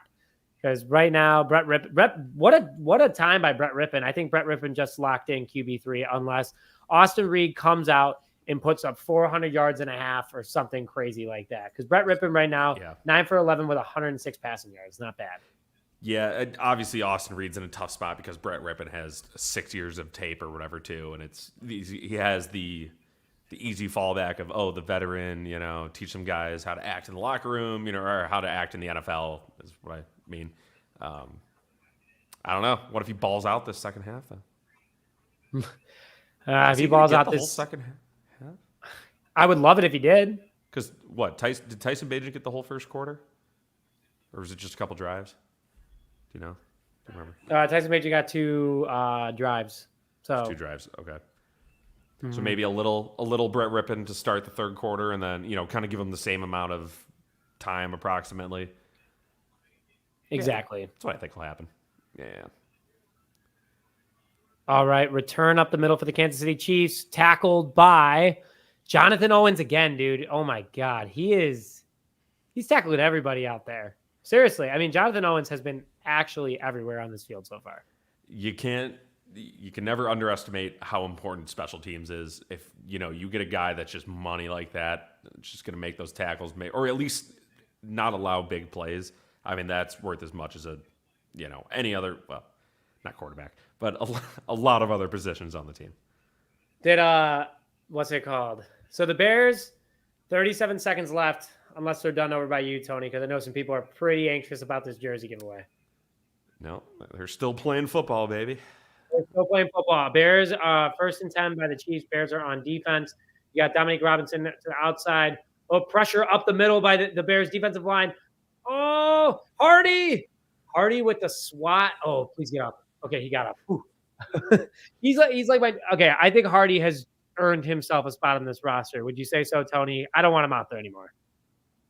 There's quite the play coming up. Quite the play. Oh my God. Now. Okay, Tony, announce it for us because let's get it up. The chat's about to go crazy. All right, so Tony, break down the play. Reedy Stewart, right? That's his name. First I should say Kawabunga, whatever the quarterback for the Chiefs name is. I don't remember. Who knows? He got smashed in the backfield by 25. And intercepted by Stewart again. Go! Touchdown, Bears! Touchdown, Bears! Colbert did the Joshua Blackwell from last week. He absolutely smashed the quarterback, forced that to be off target, and Stewart just cleaning it up. Lock him in. That's a roster spot, baby. He Clean earned up it. on aisle the flat. Not really the flat. But, dude. That was it. Dude, wow. All right. He wanted more. It wasn't enough for him. Oh, my God. He will be a Chicago Bear. That was awesome. Let's go. 5 interceptions. 5 interceptions in the preseason for the Bears. 5 interceptions. 2 by Reedy alone. +4. Oh, wait. Was that before or after the Carter? No, that was... Wait, does that count? Oh, no, it's just interceptions. It's just interceptions. That was the stat. The stat was just interceptions. Okay, yeah. +4, baby. God, what a time! The Bears are back, baby. The Bears are back. That's the lock-in. The Bears are back. When your secondary is making the Super Bowl champions seconds, who are supposed to be champions as well, which they are, look bad. Bears are up 20-7. entering halftime, guys. Oh my God. What a time to be able smash that like button. Everybody smash that like button, please. Chat's been going crazy. You guys are awesome. Let's get it up to 100 people. The more times that you like it, the more people get notified about it. Let's get up to 100 people at halftime because we got to announce a jersey giveaway coming up here very soon, Tony. Broski Winner is Bears. selected. So, sorry if you were going to do your whole thing. Broski Bears absolutely is correct, but also treated me in the chat saying Tony is not a play-by-play guy. He is absolutely right. I'm trying to remember what happened when the play already happened, so I'm not calling it live. You're right. You're right. I will be either better or I won't do it. I apologize. Tony owns it. Tony owns not being the play-by-play guy. Yep. All right, but everyone's here for the jersey. Go ahead and do that, Nick. I'm sorry. Are we officially at half? 15 seconds, but they're going to take a knee, right? Also, why is now, Jaquan look at that for Brisker play-by-play. Sorry. Why is Jaquan Brisker tweeting? Like, is he on the sideline? Are you allowed to have your phone on the sideline right now? I'm sure you are. Yeah. If you're in street clothes, yeah. Preseason probably doesn't matter for that, right? Preseason matters for everything else, though. Tony, come on. Well, yes, of course, it matters for that. I don't know about their social media rules, though. No, I don't know about that. So that was a really cool scene, by the way. Jaylon Johnson, Tyreek Stevenson, and Kyler were all hyping up the rookie after his second interception of the day. So I always say Poles takes one undrafted rookie free agent to the 53-man roster. And yeah, I think Reedy Stewart just locked in that spot. What do you think, Tony? I think so. Well, the other option is Austin Reed. So tough. Yeah. No, I agree. That's a guy that when you can be a magnet for the ball like that, that's what the foundation of every Bears defense, that every good Bears defense that we've had for 50 years has been built on. Incredible. Yeah. No, this is fun. We knew this game was going to be fun. We knew this game was going to be fun. Okay. It is halftime. Mm-hmm. What we're going to do is I'm going to turn off my Xbox. We're going to try this again. Tony, we got a lot of people here for the jersey giveaway. Just want to say a couple of things real quick. First of all, I love everybody in this chat right now. I really appreciate all your guys' support. Constantly been saying it. You guys were watching from, the days of mock trades, the days of we're trading the number 1 for 3. We're doing a lot of stuff. We got 91 people in here right now. I know that there's other streams out there right now with thousands in it. We'll get there. We'll get there eventually. But Tony and I, from the bottoms of our heart, guys, cannot thank you enough for all your support. We got 100 people in here. Holy shit. Thank you for all your support. You guys are the best. I can't thank you enough. Tony, it's so much fun. Just another year. It turns 4 years old this November. We're just getting started. I can't thank everybody enough. It's truly the best. It's awesome. Nick, I know you've had a couple people come up to you outside, in public and whatever, and just be like, hey, man, love the content. Like, that's such a cool thing. And it's about the Bears, too. It's not like it could be about some weird subject online, whatever. It's about the team we all love so much. We've grown up with it. Or we're just, maybe you just moved to Chicago and you want to be a Bears fan, whatever. We're all together in it. And it's fun just having you guys all here with us. And I like, so Tony kind of hit on that. Some of you guys have come up to me. It is flattering, but also like, it is cool to see that people really are listening.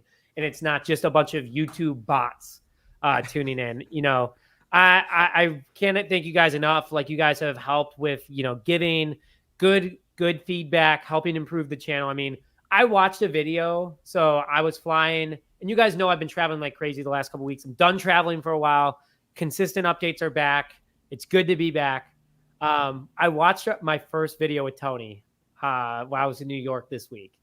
And I was like, God, we sucked. We were so bad. So the people that have been there since day one, the Ron S's of the world, the Broski Bears of the world, the Fred Paynes of the world, anyone else that's been in there, you guys are the best. So seriously, cannot thank you enough.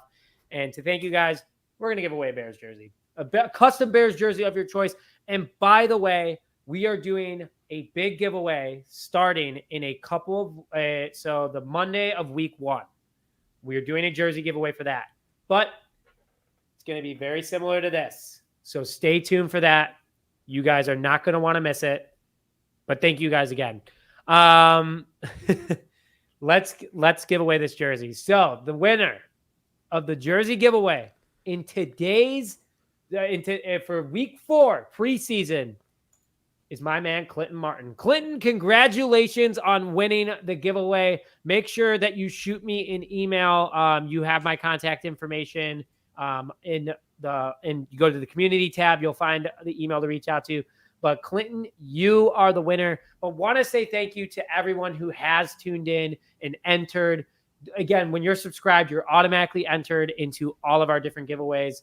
We have the biggest one yet coming up very, very soon. You guys are not going to want to miss it. But congrats to Clinton. I hope he's still in here right now. I haven't seen it yet. Clinton, if you're here, make sure you post in the live chat. He might come back in a little bit.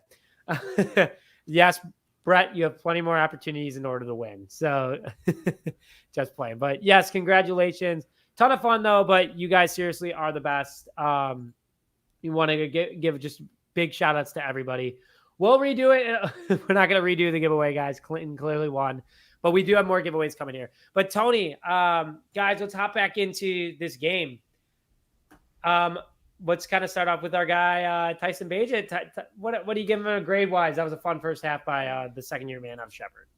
Yeah, I'm going to do B+. It was fine. Like he did exactly what he needed to do to, keep his second string job that he's already the incumbent second stringer, and he showed why he deserves it. Just calm, cool, collected. I think I pointed it out, or I know I pointed it out. There was whatever it was, like the second play of the game, he's already like switching and calling audibles and stuff. So he knows what he's doing. B+, wasn't anything crazy, but fine. Oh man. So just to put out there too, there are like 19 other watch parties happening right now. So shout out to everyone for choosing ours to come in. Yeah. Wow. Okay. Well, that's a cool thing to know. Let's see if the TV is back up to speed, Tony. And so guys, we are going to call the entire second half. We will be doing a little bit of a post game for you guys. Got the convention is my number one suggested thing to watch. I'm watching the Bears. Sorry. All right, let's go through a couple of things here. Right now on my screen, it's Caleb Williams. Tony, is that who you're seeing? I mean, yes. He's running plays and stuff. Yeah, he's running play. Okay, so he's at camp? Yeah, it's been happening for a bit, though, if you've just started seeing it. Yeah. All right, he just high-fived Tory Taylor. That's what... So right now. Okay, he just threw the ball. Okay, let's see if he high-fives Tory Taylor. He's throwing the ball again. Oh, man. Am I ahead of you now, maybe? Oh, no. No, now he's in the huddle. He has not high-fived Tory Taylor yet. I could be ahead of you now. Take that in 10 of life. Damn it, he just high-fived Tory Taylor. Fuck. Yep. Okay, so it's a good 25 seconds. Okay, that's good to know. Good to know. But all right, Tony, talk through Bagent's grade. I already did, but I'll do it again. Absolutely. B+ for sure. Just because, yeah, the command of the huddle, the command at the line of scrimmage, just that's what you want to see. He didn't have to wow us tonight. He's not earning the starting job. He probably wasn't going to lose his roster spot. Like, he did what he needed to do. Could it have been? To get an A+, you have to basically be Caleb Williams on the field. Like, it's not fair to him. He wasn't going to get an A+. It's fine. B+ is great. Hey, that'll get you through college. B+, yeah, B+ will get you through life. There are people that I know that are very, very powerful in their positions wherever they do work, and they don't even know how to open an Excel file. So, yeah, B+ will definitely get you far in life. Also, Clinton went to go get a beer in Clinton, you won the jersey, man. You got to reach out to me, reach out to the email so I can get your shipping information, but you won. Nice. This is a ton of fun, guys. Let's go through what everyone else is thinking right now but I give Bagent a A- on today's game. I think he did a great job. So he could be a starter anywhere. And if teams are calling for that they need a quarterback, give me that third. Talk to me, Goose. Like you already know that Poles is going to be staying very, very agile with what he is. There's a lot of things where I'm not jealous of like a Ryan Poles or some of these guys that have to make these hard decisions, whether it's cuts or when, players get in trouble off the field and there's just tough conversations you have to have. The thing I am jealous of him, so jealous, is when he gets that call from Giants, Browns, if someone gets hurt, whatever it may be, and he just gets to squeeze them. Absolutely squeeze them for a third, maybe a set. Oh, well, sorry, Giants. The Raiders are on the other line here. How bad do you want Tyson Bagent? So, yeah, excited for that. No, I mean, like, it could be like Moneyball all over again, where it's like, boom, boom, boom. Poles just like flips the bird to everybody and goes, ha, yeah. Thank you very much. Yeah. But what are you guys thinking about that first half? First half reactions. I thought this team played well. I think Reedy Stewart absolutely locked in a roster spot for sure. Ton of fun to watch, but it's talk about who's impressing. And, Hardy had another good first half, but man, Reedy Stewart was looking 2 interceptions and a half by an undrafted rookie free agent out of Troy, lock in the roster spot. I mean, super impressive. What impressed you the most in the first half, Tony? I'll hit on Reedy Stewart as well here for a second. Obviously the pick six is pick six is a pick six. It's a home run. It's a freaking game-winning shot, whatever it may be, or whatever. But picking that ball off on the goal line after that fumble, and just keeping them out when they had just gone full Seattle Seahawks and actually run the ball with Marshawn Lynch kind of situation, that's a touchdown. Like they would have absolutely punched that in. So, that you cannot give enough credit to that heart, that drive, and just making sure that they did not pound that rock in. Otherwise, Webster, obviously I know he got hurt, but he was hot. Tyler Scott has not impressed me the most, but he's been in a lot of plays that makes me intrigued the most. I'm gonna go to his stats and see if you change your mind. Tyler Scott's got 4 receptions for 64 yards, Tony. I think he's doing a pretty but he also good has job. 4 drops. He's got like 4 drops. I don't know. I might be talking out of my behind. He's got 1 drop. It's at least 2. Okay, fine. He's got 2 drops, but he's working. I got nothing for you. I got nothing for you. Whatever. Okay, let's hear what everyone else is thinking right now. The light across the street from me from my studio just turned on. Never seen it on before. A little scary. Definitely. YouTube's like, you got something playing in the background over there? Yeah, but I'm impressed by Hardy. I think he's doing a good job. Austin Booker, too. 5 quarterback hits in the first half. Some guys don't even get 11 quarterback hits in a season, Yannick Ngakoue. Come on now. What a first half by the rookie Austin Booker. Disappointments, though, Tony. Who are you disappointed with? I won't say Tyler Scott.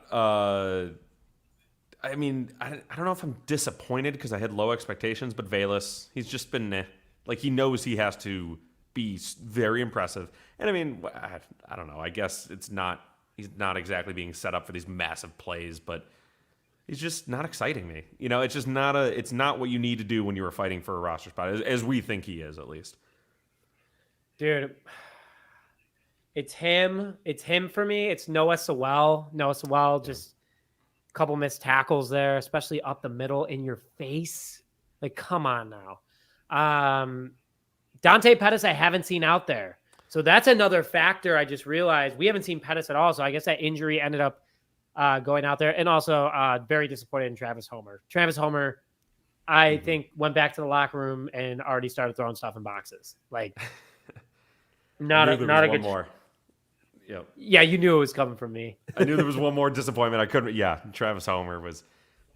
I mean, he set the bad tone for himself with just that, with that drop. You just can't. You're an NFL football player. Like I get it. I don't play football. It's tough for me to be like, bro, catch the ball. Like, but when you are getting paid to make a pretty simple catch like that, to get a first down, to advance the ball, to advance or keep the drive going, you have to make those plays. It's just you that's have the business. to make those plays. That's what it is. Yeah.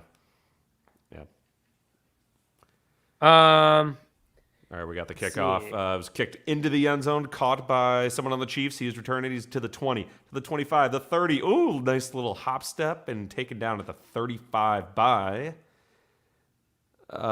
He's got a lot of hair. Number 50. Oh, Carl Jones. Carl Jones. Who is coming on the show next week if he makes the roster. Of course. I knew his name. I wanted you to say it. That was... Oh, and Kevin Also, Warren's can everyone give a round of applause to Tony for that play-by-play call? Heck yeah. I got it now, Broski. Broski Bear. It's a great name. Broski Bear won one of our first jersey giveaways. All right, wait, did you say Caleb Williams is back out there? No. Kevin Warren's in the booth. Oh. I was like, let's not do that. That would be actually crazy. There's a bit of an injury. Sorry, I am ahead of you now. Someone just went down, but I could not see it because it was a terrible camera angle, and they cut back to Kevin Warren. Yep, trading staff's coming out. I could see him behind Kevin Warren onto the field. They kind of... Tony, this antenna only has 4 stars. It's pretty legit, though. I don't know if that's the right one. Well, let's wait till after the stream. I'll make sure we get you the right one. I'm going to cancel freaking YouTube. Oh, no. I got to watch... I got to stream... Anyway, we'll worry about that later. All right, let's see. A little pass up the middle or to the right side by the Chiefs for a 10-yard gap. Ooh, a bear is down and not moving. Don't love that. Yeah. Who is it? I don't know. That was the one I couldn't say. I said I couldn't see because they cut away from it right away, and then they don't really go back to it. Oh, we got a bot in the chat. Oh, geez. Kick him out. Ban user. Delete their comments. See ya. Are you doing it? Nice. Okay. Yep. All right. So Kevin Warren's looking handsome. I love that he wears the mafia suit. The lines going down. Tony is making. Ron, see you later, man. Thanks again for the super chat. Really appreciate it. But yeah, Bears are up 20-7 right now with 4:14 left. There is an injury on the field. Ooh, not looking good. All right, went to a commercial break. This is not looking good. That guy is down. He's not feeling good. Yeah. Just another year at Chicago at gmail.com, Clinton. All right. Thoughts and prayers. Douglas Coleman III. They're bringing out the backboard for Douglas Coleman III. No. Not good. He literally did not move. That was like Johnny Knox after he got popped. Oh, no. That was a tough one. Yeah. Thoughts and prayers, guys. Throw it in the live chat right now. Let's get some good energy for Douglas Coleman. A young guy fighting to make this roster. Was actually looking pretty promising, too. So hope he's okay. So one thing that sucks about football, guys. Just the injuries, especially... God. I hate it. That's all I got. Now I get upset when I see a player down. Because you know that especially for a preseason game, this guy's fighting to make the roster and God damn it. Thoughts and prayers. Oh my God. Hate that. Yeah. Did Brad Biggs give you that update too? Yes, he did. God. Yeah. It wasn't even a just to give you guys a visualization of it, the Kansas City Chiefs player ran into Douglas Coleman III, and he just got popped. It looked like a play. He would just pop right back up. He was just flat on his back, no movement. Tough. Yeah, I don't know if it's back yet for you, but they're all. Everyone's taking a knee on the field. Everyone else is definitely a little shaken up by it. So that's, yeah. I'm actually okay. I gave Fox or whoever a little flack for cutting away right away. I'm happy they did. You know, no need to show. You can see arguably the worst. Probably one of the worst days of the guy's life potentially, depending on how bad he's hurt. Hopefully not. Hopefully it's a precaution. I'm hoping, but it did not look good. So. God, you can see that, you can see the guys, especially the DB room. They're emotional right now. Oh man, yeah. Oh no crying. God, tough. One hit can change everything. One situation. I just want to say this too, guys. I know this has nothing to do with the Bears game right now, but one decision by you or someone else can change the lives and the families of other people. Earlier this year, I know someone that was killed in a drunk driving accident. All I ask is that you, any sort of situation, but especially like that, take an Uber, make the right decision. If you're under the influence, don't do anything like that. It's tough out there. Lives can change. This guy's life just probably changed forever. I know this has nothing to do with football, but things do happen in this world that can be controlled.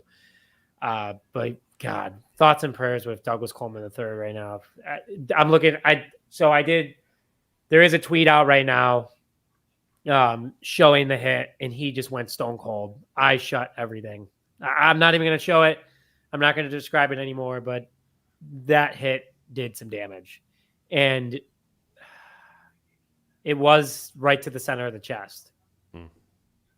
So the helmet to chest. Wasn't a helmet to helmet. Yeah, it's tough. Thoughts and prayers with Douglas Coleman and his family right now. Let's throw some prayer symbols up in the live chat right now, or just some good thoughts. Let's send some good energy towards that way, especially toward the Chicago Bears. Ron S. left at a good time. The whole vibe of this.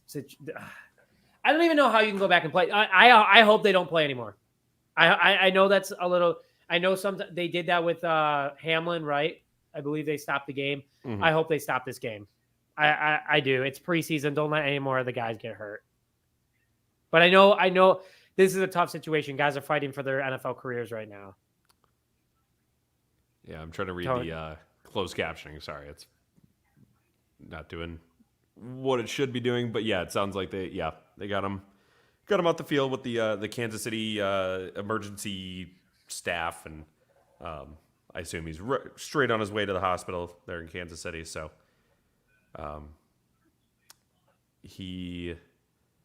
sorry, this closed captioning is brutal.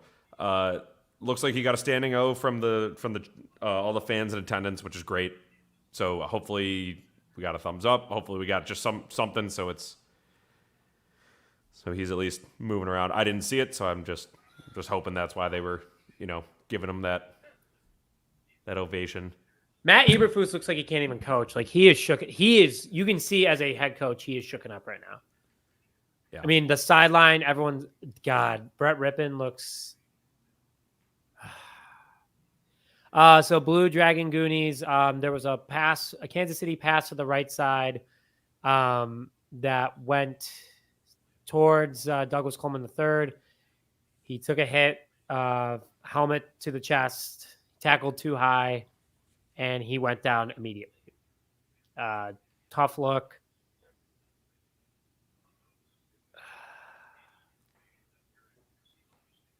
Hoping that he's okay. There was a standing ovation. There was a prayer circle. Just keep sending that good energy. You don't even have to do it in the chat, guys. Oh, man. Yep. There he goes off the field. But the one thing that, looking at the positive, that he is getting medical attention right away. He is breathing. He is responding from what we're seeing right now. You could definitely see the players were just like, now to the staff. So at least everyone's aware. I think that's good, at least. I think that, you don't want to leave anyone out there for too long. That's, whether it's struggling to breathe, if something happened. So no more speculation, though. I don't want to say he wasn't breathing. I have no idea what happened, officially, but. Bears are back on the field right now after the first play. 2nd and 1, a run up the middle, a first down by the Kansas City Chiefs, and a tackle by Carl Jones, linebacker out of UCLA. Another guy I noticed that's not out there right now, Tony, that beside Dante Pettis, is Zach Pickens. I guess Zach Pickens' ankle injury was pretty bad. Okay, let's see. Kevin Warren's got some words to say about Douglas Coleman. I think you might be talking about the stadium. Oh, okay. They haven't hit anything on Douglas Coleman yet. They're talking about the stadium right now. 1st and 10 for the Chiefs. A run to the outside. Nice blocking by the Chiefs. Terrible camera angle, though. Did not zoom in enough on that. That's crazy, yeah. So Zach Pickens is not out there. Dominic Robinson is still out there. Broski Bear, I see that you put that comment in the chat. Dominic Robinson is out there. He's been playing okay. He's had a couple missed tackles. He's not helping the resume, though, at the moment. I'll just say that to kind of start things off. But the defensive line as a whole is playing pretty well. Yeah, definitely getting some pressure. Definitely. What'd you say? Booker had 5 QB hurries or something? Or did I make 5 quarterback hurries, 3 quarterback hits, 2 tackles for loss. He had a great game. Yeah, while he was in there. Yeah, so drop back into coverage. Baskerville with a nice block. That's a great block right there. Yeah, great pass breakup. Way to break on the ball immediately. That's exactly how you. Wait, did you see the Baskerville play too? Oh, maybe I'm a play ahead of you. Back-to-back ball hawk plays. They're really batting away passes right now, which is good. They are. And either way, I guess they both did it. So breaking the quick breaks on the ball is absolutely, especially from well, you'll see it in a second here, a linebacker. My headphones, I think, just died. Oh no, man, we are talking shit. It was a little it's the discombobulating Tony show. Start of this half here. It's been all right. Tony, pay by play. All right. Well, I already saw third down, but then I missed it because we were chatting about how I thought I saw it. So now I'm on the punt. So nice little punt by whoever the punter on the Chiefs is. It drops inside the 6-yard line, a little backspin, but no one was close on the Bears. So Chiefs down at about the 7-yard line. Who was back? Cut away. Somebody was back to receive. It wasn't Velus Jones, and it was not Tyler Scott. But Austin Reed out for quarterback duties. Getting his shot. Yep, Western Kentucky SIU Saluki legend. Also Illinois State? No. He had a third school in there somewhere. He had a third school he attended. I don't know if he played at. Tony, you're the play-by-play guy. I want to hear. Now am I doing it? Okay. You're doing it. Through 3 preseason games, he's 4 for 6 for 60 yards. All right, shotgun snap with Ian Wheeler in the back. Yeah, they're kind of zoomed out. Takes the handoff, hands it off up the middle. Oh, no, it was Velus Jones, who gets stopped immediately 3.5 yards up the field, swallowed up by 3 Kansas City Chiefs, put down right where he stands. So he's not making a case right now for him to get the spot. That was, hopefully, I don't think they'll show that replay. I thought he maybe could have cut it outside to the left. Maybe that end or whoever that linebacker was on the outside kind of had him pinned in. But that was, he kind of just ran into everyone there. Didn't really do much. No, I'm watching the play right now, and the fact that he ran into a pile of nothing. That's not like a running back would have at least stopped. Like Khalil Herbert last week when he stopped and went to the complete other side of the field. Like that was nice. All right, Tony, give me the play-by-play. Okay, so the play just happened, but I'll tell you what happened. So Austin Reed under center. Tyler Scott goes in motion. Austin Reed drops back. It was I believe it was a fake handoff. Definitely a little rollout action. Immediately some pressure in his face. There was a wobbly pass to. Oh, they're showing it 82. I can't see what it is. Yep, 82. Bounced up in the air, and then Miller on the Chiefs caught it. But it was weird because I think it hit. Oh, it was LeBlanc. Bounced off his foot. Oh no, it hit the ground. Okay, the Chiefs returned it, and they thought they scored a touchdown on a pick six. That was a weird play. Sorry guys, that was tough play-by-play. Yeah, broski. I know. I'm sorry. I'm definitely not doing what I should be doing. All right, here we go. A little fight, little scramble. I like it. All right, trips left. Little motion across for Johnson. Goes back. Shotgun snap for Austin Reed. Oh, right now. He drops back. 3-step drop. Immediate throw. Ball up to Tyler Scott, who had a man all over him. Austin Reed may have thrown it short, trying to get a pass interference, which I think he got called. There was a flag on the field. Yep. Looks like the Bears got a little offensive pass interference called against the Chiefs. That was a nice little Joe Flacco type play there. Where flick of the wrist. Yeah, underthrow it a little, and then the receiver has to come back for it, fight through the defender, so they call the pass interference. Impressive.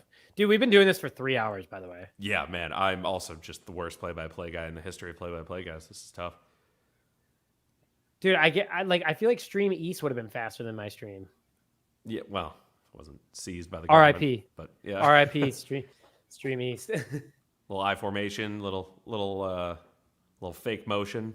Straight handoff to Velus Jones Jr., who gains 2 yards and gets tackled immediately. Shocker.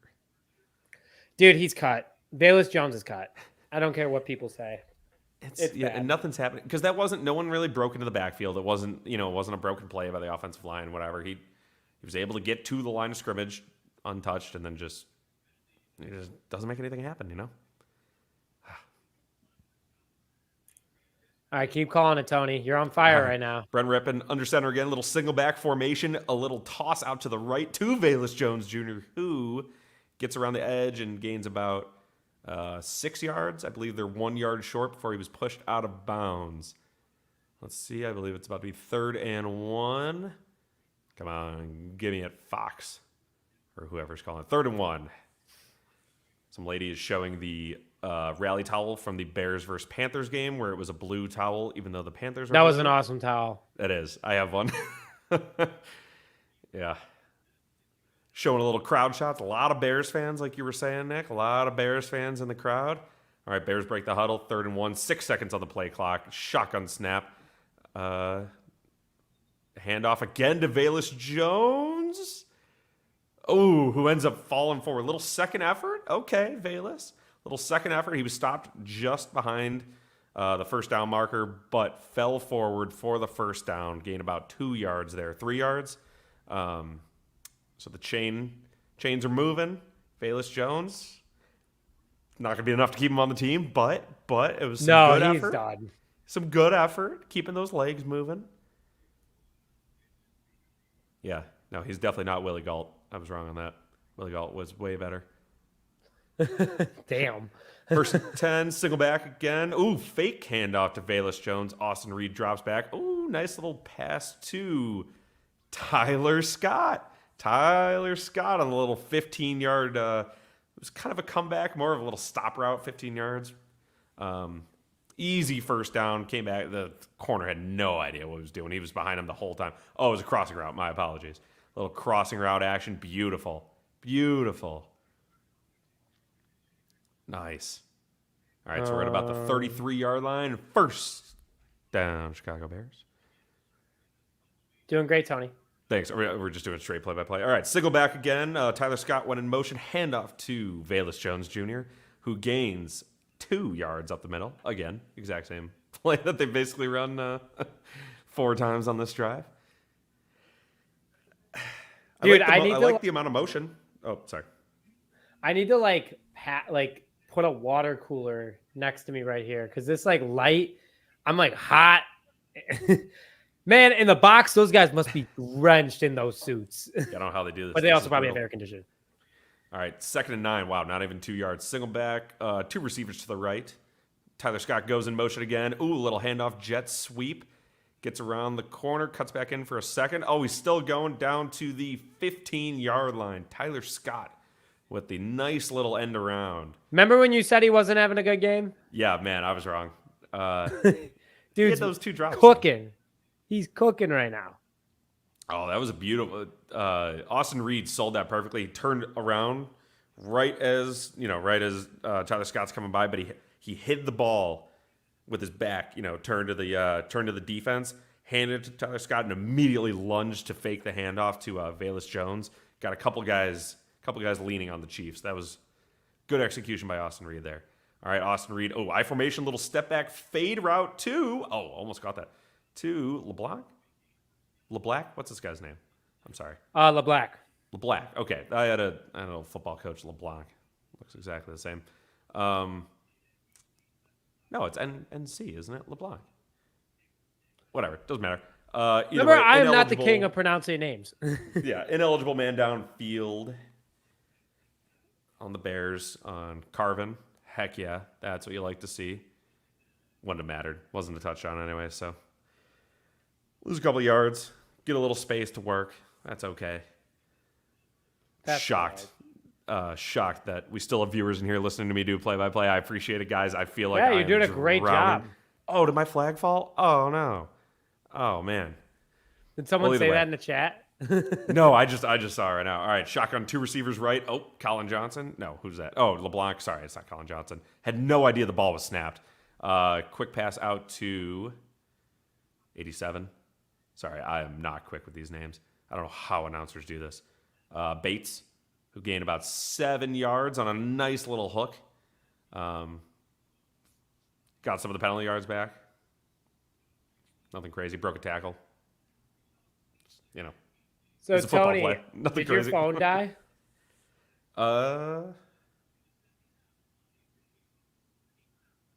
Nope, we're still alive. I'm still getting those Bears updates.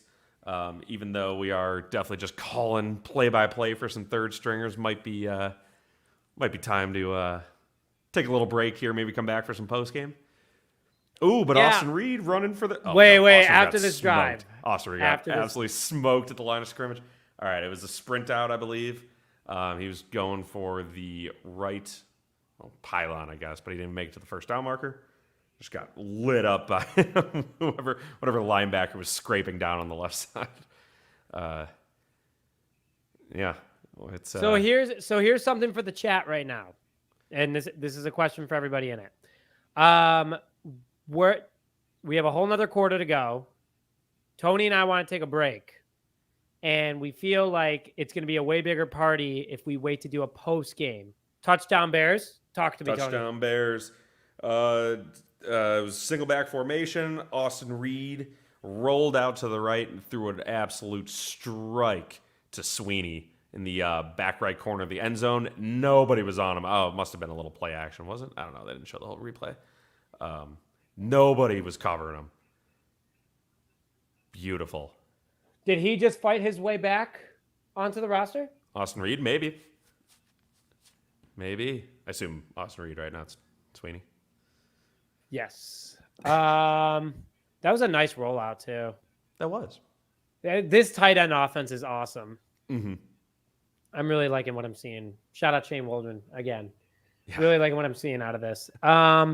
Okay, so here's what we're gonna do, folks. Bears are up 27. We're updating the scoreboard right now. Bears are up 27-7 against the defending world champions at their house, about to become the preseason champions at this rate. Keep this up. There's still another quarter of football to go. And also still thoughts and prayers over to Douglas Coleman III. Here's what we're thinking. Let's hear what the chat has to say. Would you guys...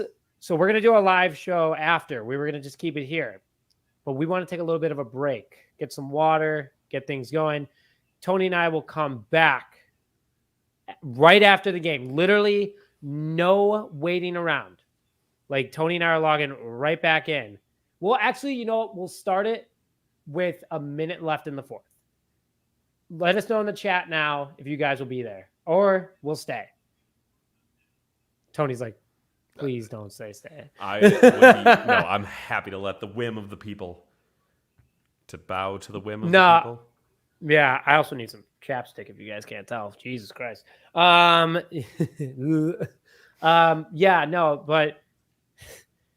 Snow Gang, stay. All right, we're going to have to find a way to get some water from my fridge. Ghost of Casper, please come here. Okay, you know what? We're going to take a break. I think we definitely need to take a break. Also, shout out to everybody that stayed in here. We will be back literally right after the game. Tony, let's call it 2-minute warning. How about 2-minute warning? You want to log back in at the 2-minute warning? Yeah, might as well. I mean, the whole game will have been played at that point, basically, so we could start breaking it down. It's getting late, Give the people what they want. Okay, so we will do this. Who needs water when you have Authentico tequila? Absolutely. Great point. Good point. Gonna go grab some of that right now. So we will be back at the 2-minute warning for Bears post-game live. We will break it all down for you guys. But yes, so thank you guys for tuning in. 3 hours. Enjoy the game. Enjoy the rest of the game. We will see you guys right at the 2-minute warning. So it'll be a new stream, by the way. It will not be this stream anymore. So make sure you guys take a look out for that. But with that, thank you, as always. Thank you for tuning in to our first play-by-play. Antennas coming in. Thanks to the super chats. And stay tuned for the 2-minute warning in the fourth quarter. See you guys in a little bit. Bear down, baby.